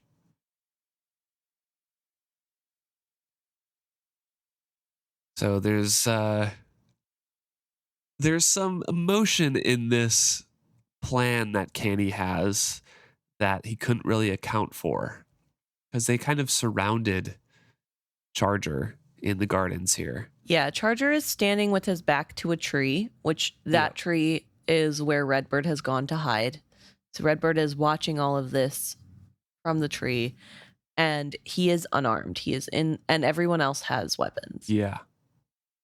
Charger does step away from the tree with empty hands, yet he ignored them all except his cousin and walked towards Canny, saying, "You have the heart of the woman I love and the hands of my nobles. You have my throne in all but name, and that is why you have come, to take from me my crown." Those are the words Charger said, just as Redbird Truthsinger recited them to me. He drew a breath to say something else, but what that might have been no one can say. For Lord Curl of Black Earth was also there, and he stepped forward, and without a sound or word of challenge, he wrapped his arm about the king's throat from behind, choking him, then drove a short sword into the King Charger's back and twisted the blade into the wound. Young Lord Locke it was who cried out in horror at such dastardliness and leapt forward to tear the coward from his victim. Lord Curl, in the redness of battle fury, snatched his sword from the king's back and with a swing cut the boy's throat from side to side so that he fell choking on his own blood. Then all, even the miscreant himself, stood back in horror from what he had done. Lord Canny cried out to them all, "Blades down, be still and think. What are we to say happened here?" And Charger gloats. He takes he's not dead yet, stabbed in the back. He takes the time and says that they'll all hang as traitors. Traitors one, traitors all, and all will swing for it.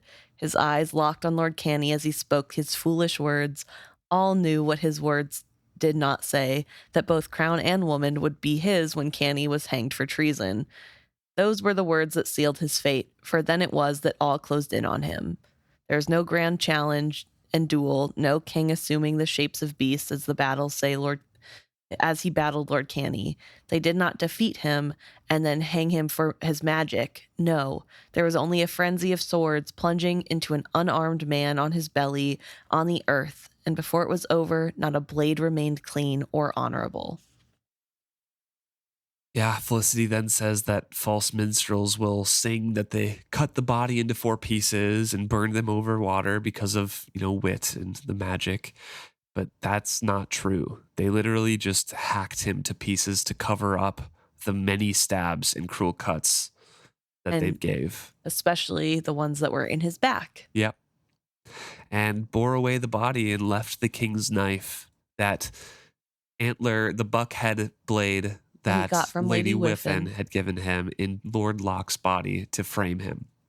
And importantly, if anyone was looking close enough, they should have been able to tell that that little weapon did not kill Right. Lord Locke. And it was obviously a different weapon, but nobody really questioned it. Mm-hmm. And I think this really goes to talk about how you have to be the first one to tell the story. There's a lot to be said about the politics of this, right? There are probably people who were alive during this time who doubted what happened. However, you're not about to doubt vocally the guy Who's who was gonna murdered. become king? Yeah, like Or like the guy who got who murdered the person in his way. Like, yeah. clearly you just have to sit on that. But because some people will just believe it because they weren't there and they didn't know enough, now it's just all out believed, this story. Yep. Because nobody's speaking up to say, I don't think so. And that's the end of King Charger, the Piebald Prince. But we still have more story here. Redbird is still in the tree, and his only companion was a raven that was there. And he stayed in the tree for a night and day before collapsing into the garden. And a healer finally saw him. Yes. And picked him up and said a bird followed them to the infirmary. Yes. And Felicity says that these healers do treat his son or her son well, despite the fact that he is known to be with King Charger, who at this point Is missing. Nobody Yes. knows that he is dead except for the 8 people that were there.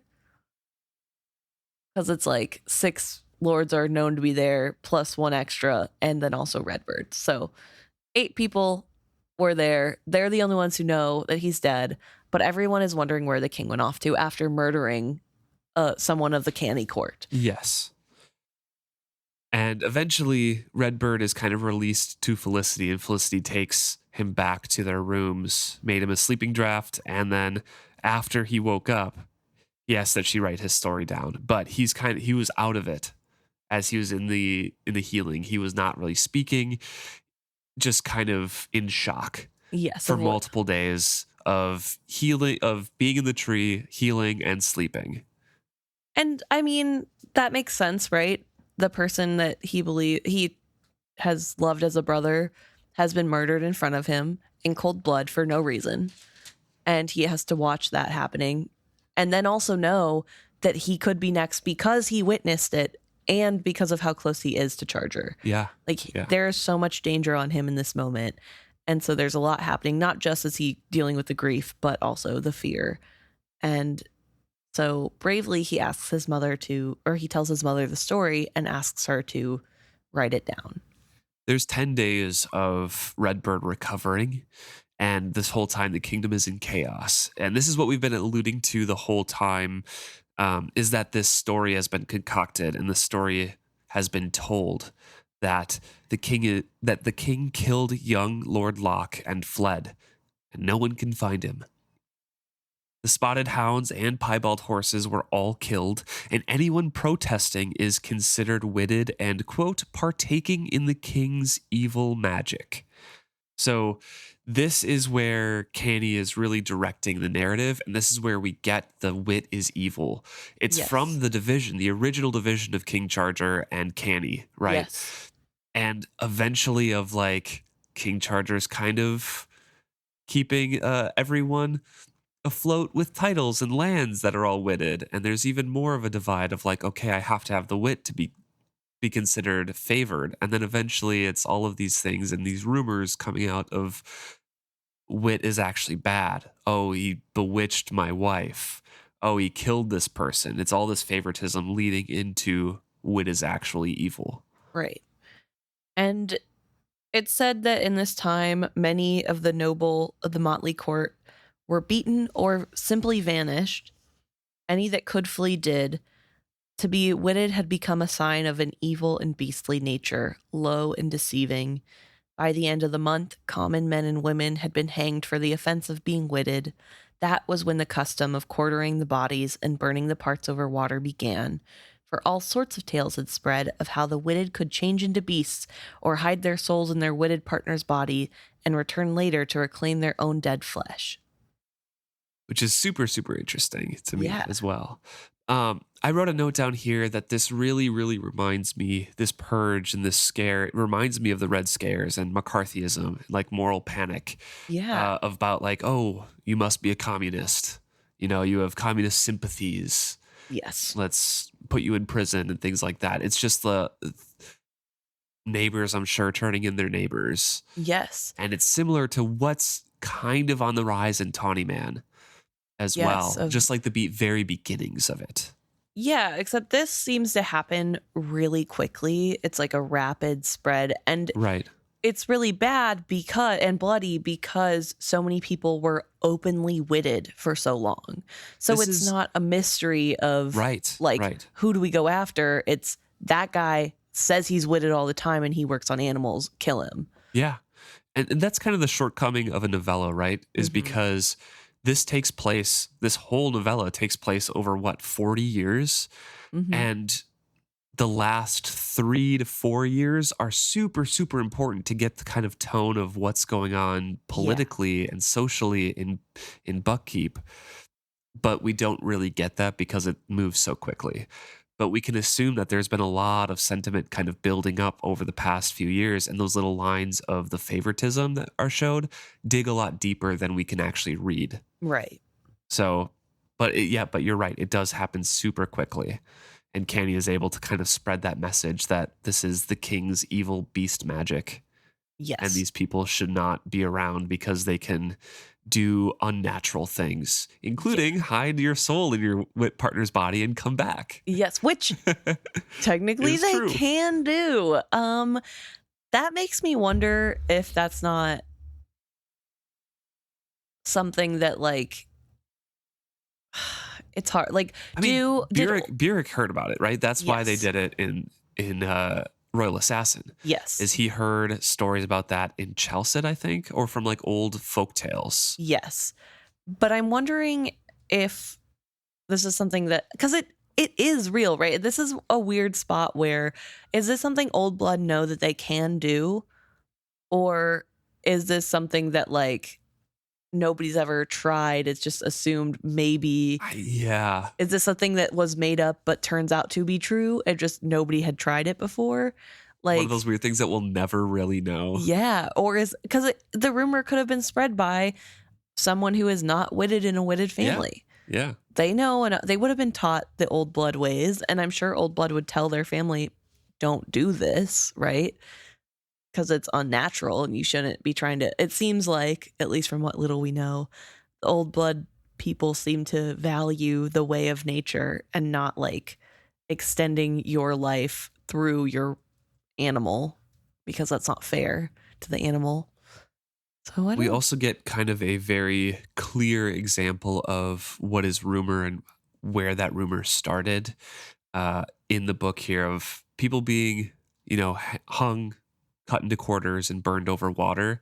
And then literally a couple pages before that, people say that the body was hacked and slashed because they had to do that. They cut into 4 and burned it over water. And that's literally, it came about in the month after. Yes. So, which potentially is because Canny had people out there saying that's how you get rid of somebody, to excuse the fact that if they ever found out that Charger was killed that way, that's why. But everybody lived in terror of being accused, obviously. Right. And it's not even just the people who have admitted to having wit that were in trouble. If you had a kid and one of their parents had the wit, they were accused of having the wit. Yeah. Because obviously they got it too, regardless of whether or not that was true. So nobles, merchants, and tradesmen fled Buck because mainly it's happening around Buck right now. Obviously that sentiment spreads. Right. But like this is the epicenter of those sentiments and that feeling. So strategy here is trying to calm things down. Even though he's the rightful heir, he didn't take the throne because the king wasn't confirmed dead, right? Right. He's still strategy is obviously somebody who wanted his son to be on the throne because he was the best choice at the time, right? But he's not, to me, he wasn't like a grasping kind of super No. scheming guy. He wanted his son on the throne, but he is also following the laws. He's following the Yeah. rules. Like, okay, King Charger isn't found. He can't, I can't be the king Right. because I'm the rightful heir. I'll try to calm things down, but I can't claim to be the king because we haven't found the king. Yeah, I don't see him as conniving as his son, but only because he doesn't support his son when his son takes the crown. Right. And Right. I feel like that's a pretty big indicator that he's not in on this whole plan. All the other dukes and duchesses don't care Yeah. that the king is missing. They're like, we need a king. We need a king. Yep. Yeah, which is fair because, I mean, because they're blaming everything on the Piebald Prince anyways. yeah. So they're like, we need get him somebody out of here. Yeah, who cares? Somebody step up because we got stuff to do. And all of them called for Canny to step forward as king to keep the Farseer line pure. And during this whole time, Redbird is dwindling still. Like he's recovered-ish and speaking, but he's not doing well. He's just kind of retreating into himself as all of these kind of rumors and news kind of filters in. Also, it is said that in this time, this is when they start saying that every evil thing that had befallen the six duchies for the last score of years were all definitely something that Prince Charger did. Right, and that's why the dukes and duchesses are quick to blame him because they have a scapegoat instead of their people being like, fix our harvest. Yeah, it's laid at the feet of the Piebald Prince and the witted ones he raised to power. They spoke of his absence as a blessing, and for the first time in many years, even the lesser courtiers gossiped openly that the Farseer line had been polluted by the blood of a Chalcedean slave who was a beast wizard. Which is why they looked to Canny to keep the Farseer line pure. Good that you mentioned that background to it. Yes. Because Canny is now seen as, he is a true Farseer, right? He was Farseer without the wit. He is born of the line that King Viral came from. Great. What's really interesting to me is that nobody else is coming forward saying maybe it's time the Farseers took a break. You know what I mean? Like nobody's like, okay, maybe since the Farseers were bad, we put someone else on the throne.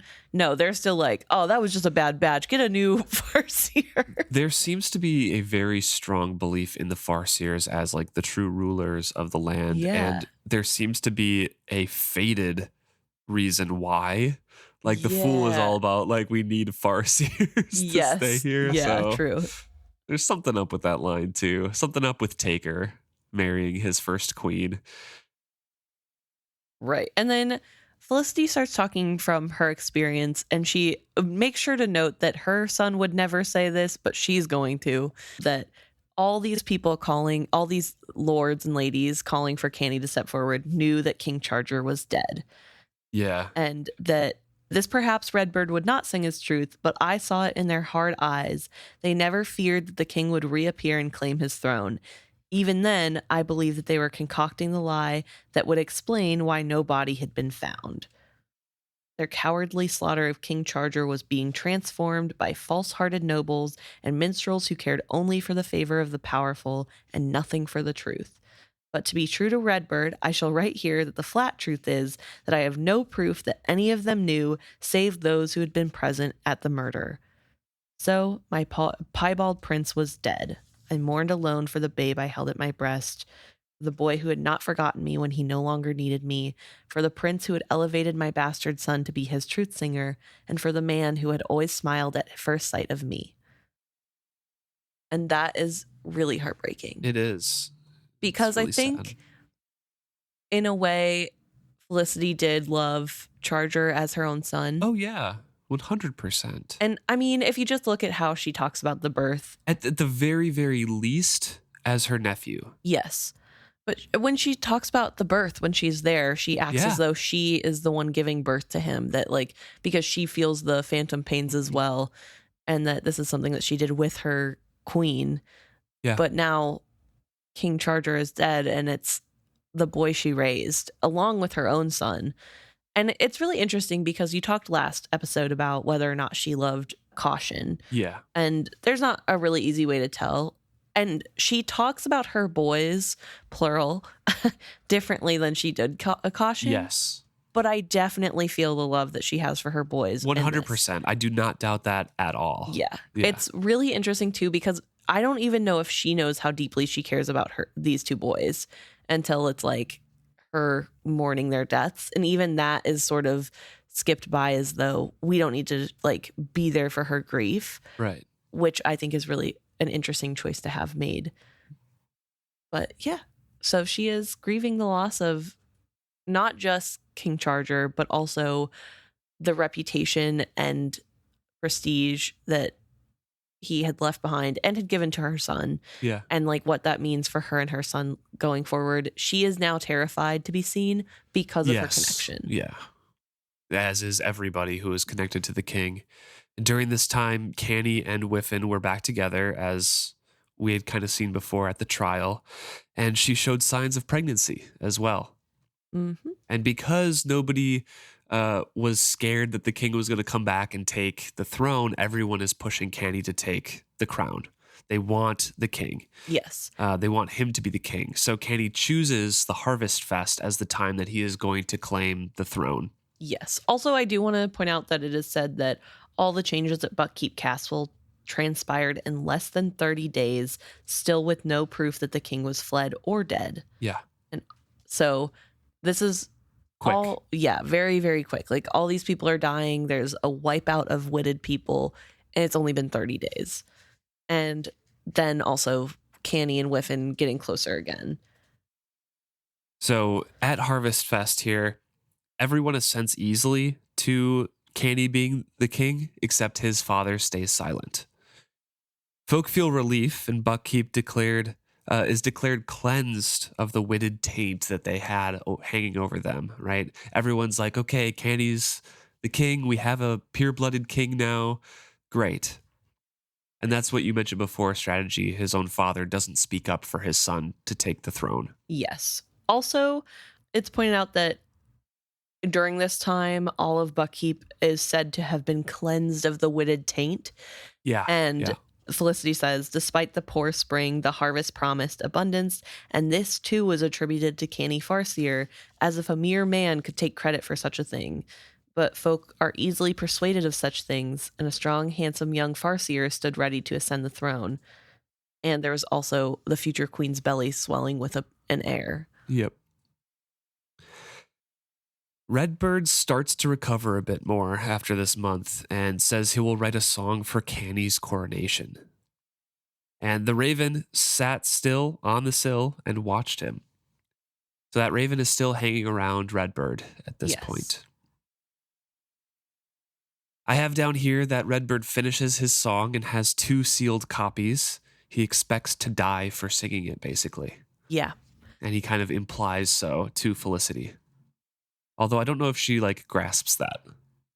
No, she doesn't seem to understand, which I think is willful ignorance of a mother. I think. Yes, but also she's not, as we mentioned in part 1, super far-seeing, you know? Yes. With a sigh, he set it down beside the identically sealed scroll on the table before him.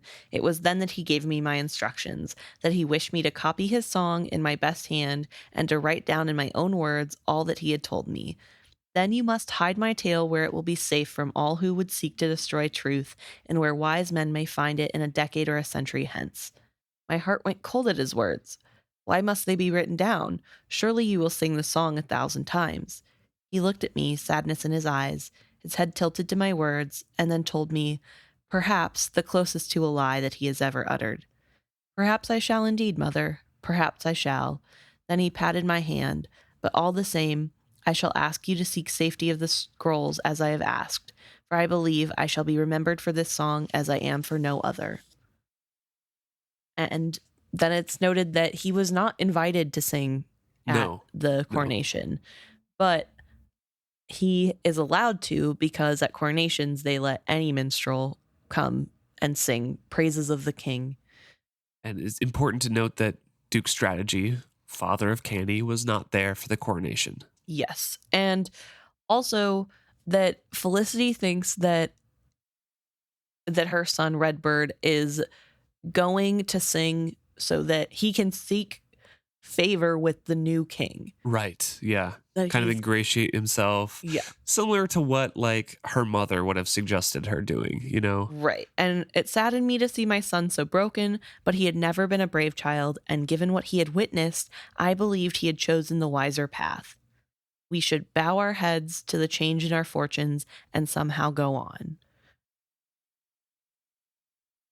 Well, the coronation happens now. Felicity And- has been told by her son to get there early to Yeah. get a good view. He Mhm. wants her to see the whole thing. Yeah, and she kind of goes to a balcony that only looks at the minstrel corner. So she has a free spot to begin with because no one really wants to go there initially. They want to see the dais, the Yeah. king, and everything like that. But eventually it's so crowded that she can't really move at all. Yes. She does say that no one comments on the absence of Duke of Buck. Right. Not a single person comments on it. This could be where they end the Yeah. Buck. Duke of Buck. He could be the last Duke of Buck. Yes. That maybe he recognizes it as too wild of a position to leave open for somebody to sneak in the back way to be king. Could be. I don't Could know. be. But either way, his father's not there, like we've said, and nobody's talking about it. And Canny brings out the real true crown of the Farseer kings, and everyone is surprised because like, oh, we thought the body went missing or whatever, and Canny is just like smirking and has the real crown that King Charger would have wore. To hear them speak, King Charger and Queen-In-Wating caution had never existed. Tears came to my eyes, and doubtless those near me thought me a sentimental fool to be so patriotic during these dull speeches. But in truth, grief wrenched me. So while They're basically painting Canny as the true heir of King Viral. Yes. Yeah, they're talking and giving the history and why he should be here.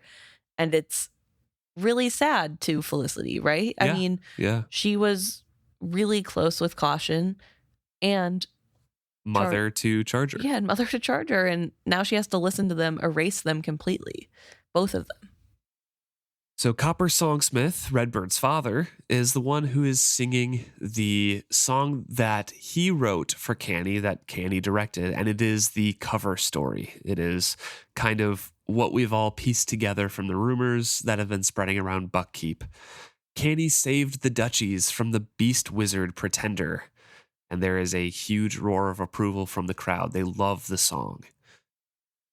And it's basically everything pieced together, how Canny fought Charger 1 versus 1 in honorable combat, slew him for the good of the whole duchies.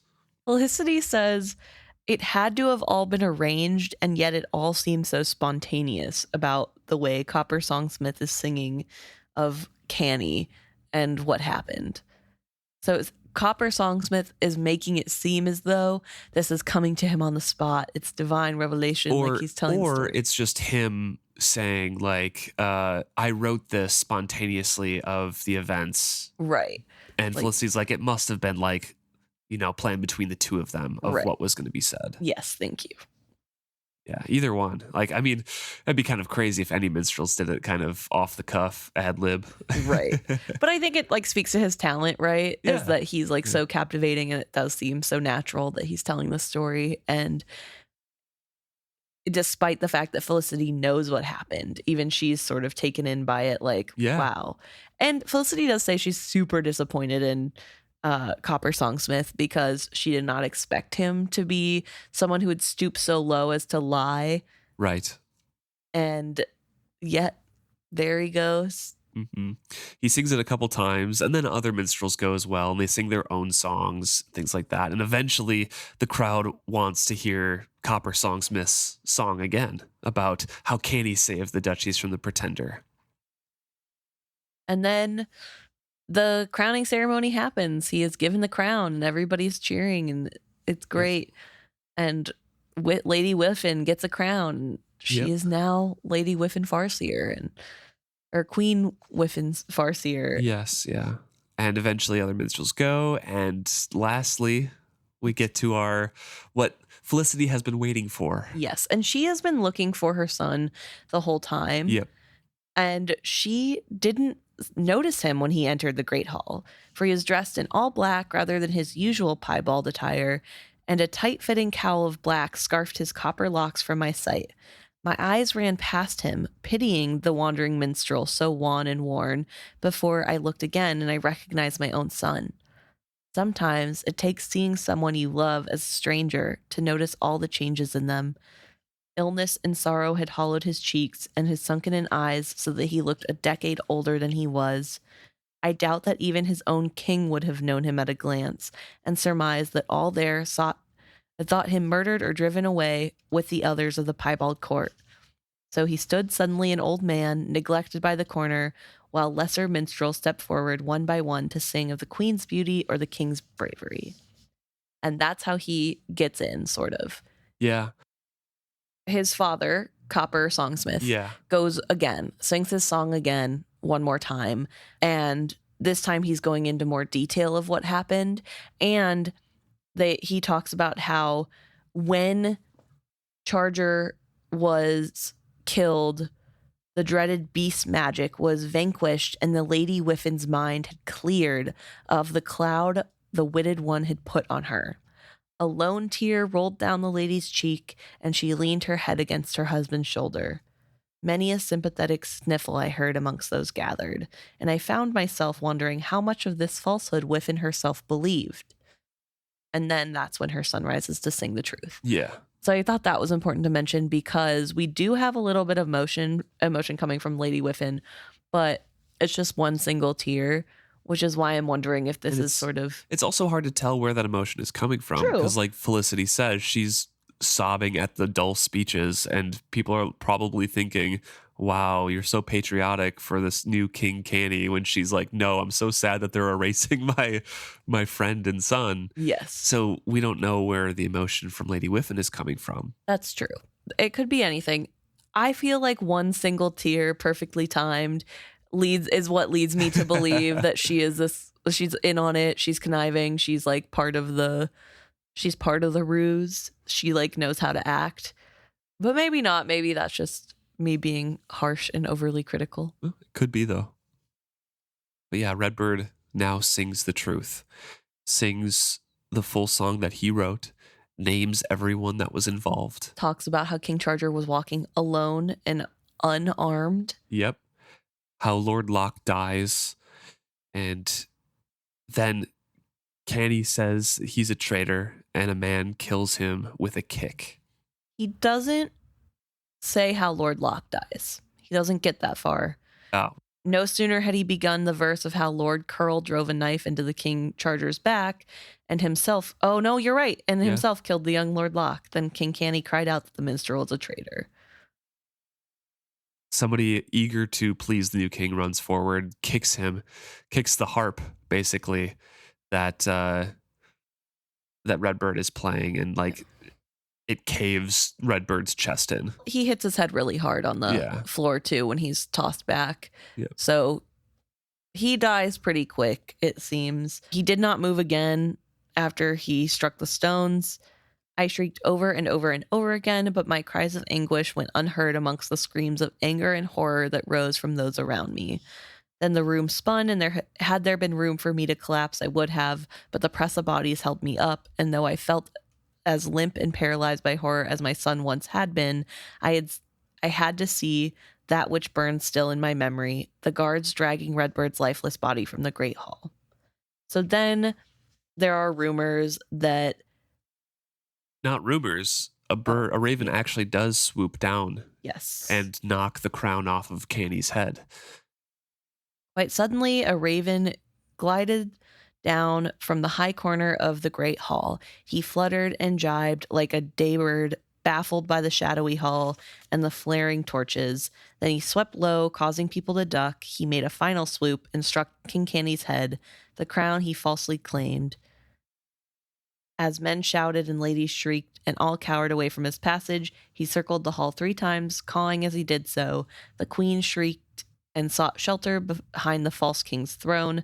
From the left and right, folks pressed and surged as they sought to flee the gallery. The king shouted angrily for an archer, but the raven vanished as he had come, swooping over men's head as he flapped his way out of the great hall. So there was a bird that comes and knocks the crown off of the head of the pretender king and then leaves just as suddenly as he arrives. But after this, it is mentioned that it's rumored that this was the wit beast of the minstrel, right? And that he was witted and had come to destroy the... So they deal with Redbird as a witted one. Yes. So later when she asks people for his body, they say they cut it up into pieces and burned it. And some nice person tells her, out of what they believe to be courtesy, that he was dead before he left the hall, so he didn't suffer torture or anything. But that doesn't make her feel any better, obviously, because she has no body to bury and doesn't know where they desecrated his body. So she just has to deal with the fact that her son is gone now. Both kids gone. Felicity ends her account and her tale with kind of with the aftermath of everything, and recaps some things. There are bad storms pretty soon after that made the castle short of food. So folk inside saw bad omens everywhere, basically. And disease also swept through, and people lost unborn calves. People saw a curse in that by the witted people who were scorned. But Felicity's sitting here like, well, they drove all the witted people who took care of the animals away, so no duh. Yeah. I would have blamed the poor hunting on the fools who had killed all our best hounds for the crime of being spotted, and the disease on the fools who had driven away the witted folk who had once tended to Buckkeep stables, coops, and barns. Instead, many saw it as a curse put on the castle by the witted folk, and throughout all the 6 duchies, persecution of them grew only harsher. Yet all winters must end. Yeah. All winters must end because Queen Whiffin gives birth to a boy. A hale and hearty, healthy baby boy. His birth was celebrated far more than even the birth of a prince deserved, for all seemed to feel it marked a turning point and an end to our ill fortune. The heir secured the throne of the Farseer line. All would now be well.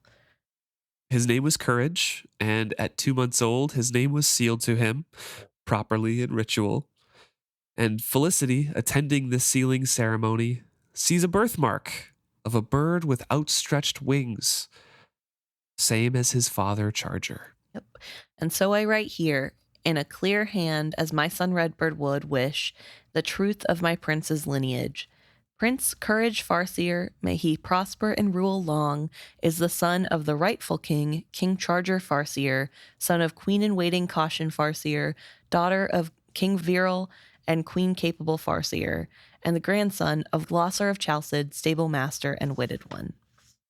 And that is the very last paragraph. That's the end, yeah. So Redbird bids his mother Felicity to write Redbird's story down, and that probably starts when Redbird is 13, when they move out of the apartments, basically. Redbird becomes a minstrel, right? And that's when he starts hanging out with the king. And Felicity's like, I need all of this context. I need to write. Yeah. I need to write about the mother. Right. Well, I think he was thinking that the story would start at the birth of the king. Possibly, it's the Piebald story. Yeah. Prove that he wasn't a jerk that everybody's saying he was. But yeah, that's Wilful Princess and the Piebald Prince. Yeah. Also, something specific to mention is that Felicity does say that she opened one of the sealed scrolls that her son left because she wanted to know what he wrote in full, because the song was cut off. And so she wanted to know what the whole thing said. So she did open one of them, if that is the one that is found. But she didn't change anything. She just wanted to read it because it was what was left of her son. So that is also an important detail I thought that should be. But we never get to know. We never know. We never know if anyone finds this or where they found it or where her special secret hiding spot was.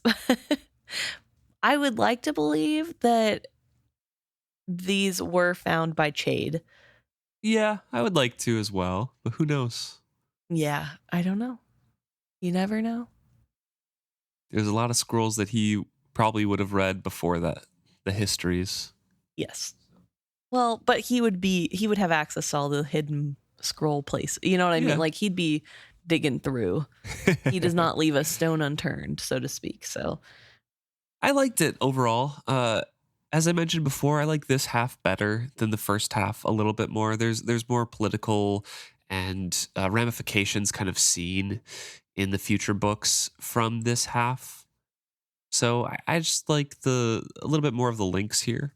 Hmm. But overall, I liked it. It reads really weird because it's 160 pages but 40 years, so everything is so quick. yes, I also really liked it. I feel like it felt different from the other Realm of the Elderling of literature that we've read.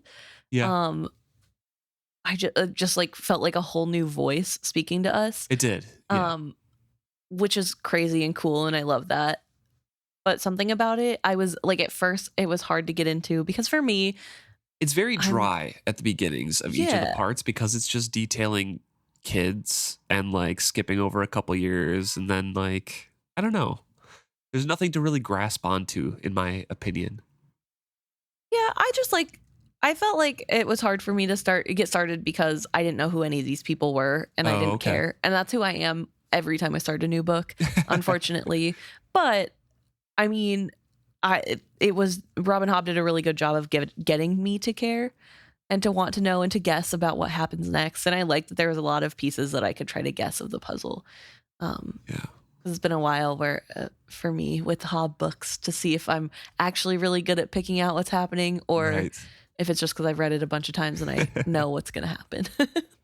Well, thank you for sticking along for the ride. This is a long episode here, but also I think it gives us a little bit of context about the story and where Witted people are coming from, if they've kept any of these histories like in oral traditions or anything like that within their own communities from this time passed down. They'll have a little bit more harboring resentment for the story of the Piebald Prince, or a little bit more, cherishing him as a symbol, as we see a little bit that the Piebalds do in Tawny Man. Yeah, But yeah, it was cool to read about. it was good. I really liked it. Highly recommend. Tell all your friends. It's good. Yeah. If you have thoughts, please let us know at isfitshappy@gmail.com, or you can message us or comment on any of our posts on Facebook, Instagram, Threads, Blue Sky, YouTube, Reddit, anywhere on there. We're at isfitshappy at all of them. We always look forward to hearing what you guys have to say.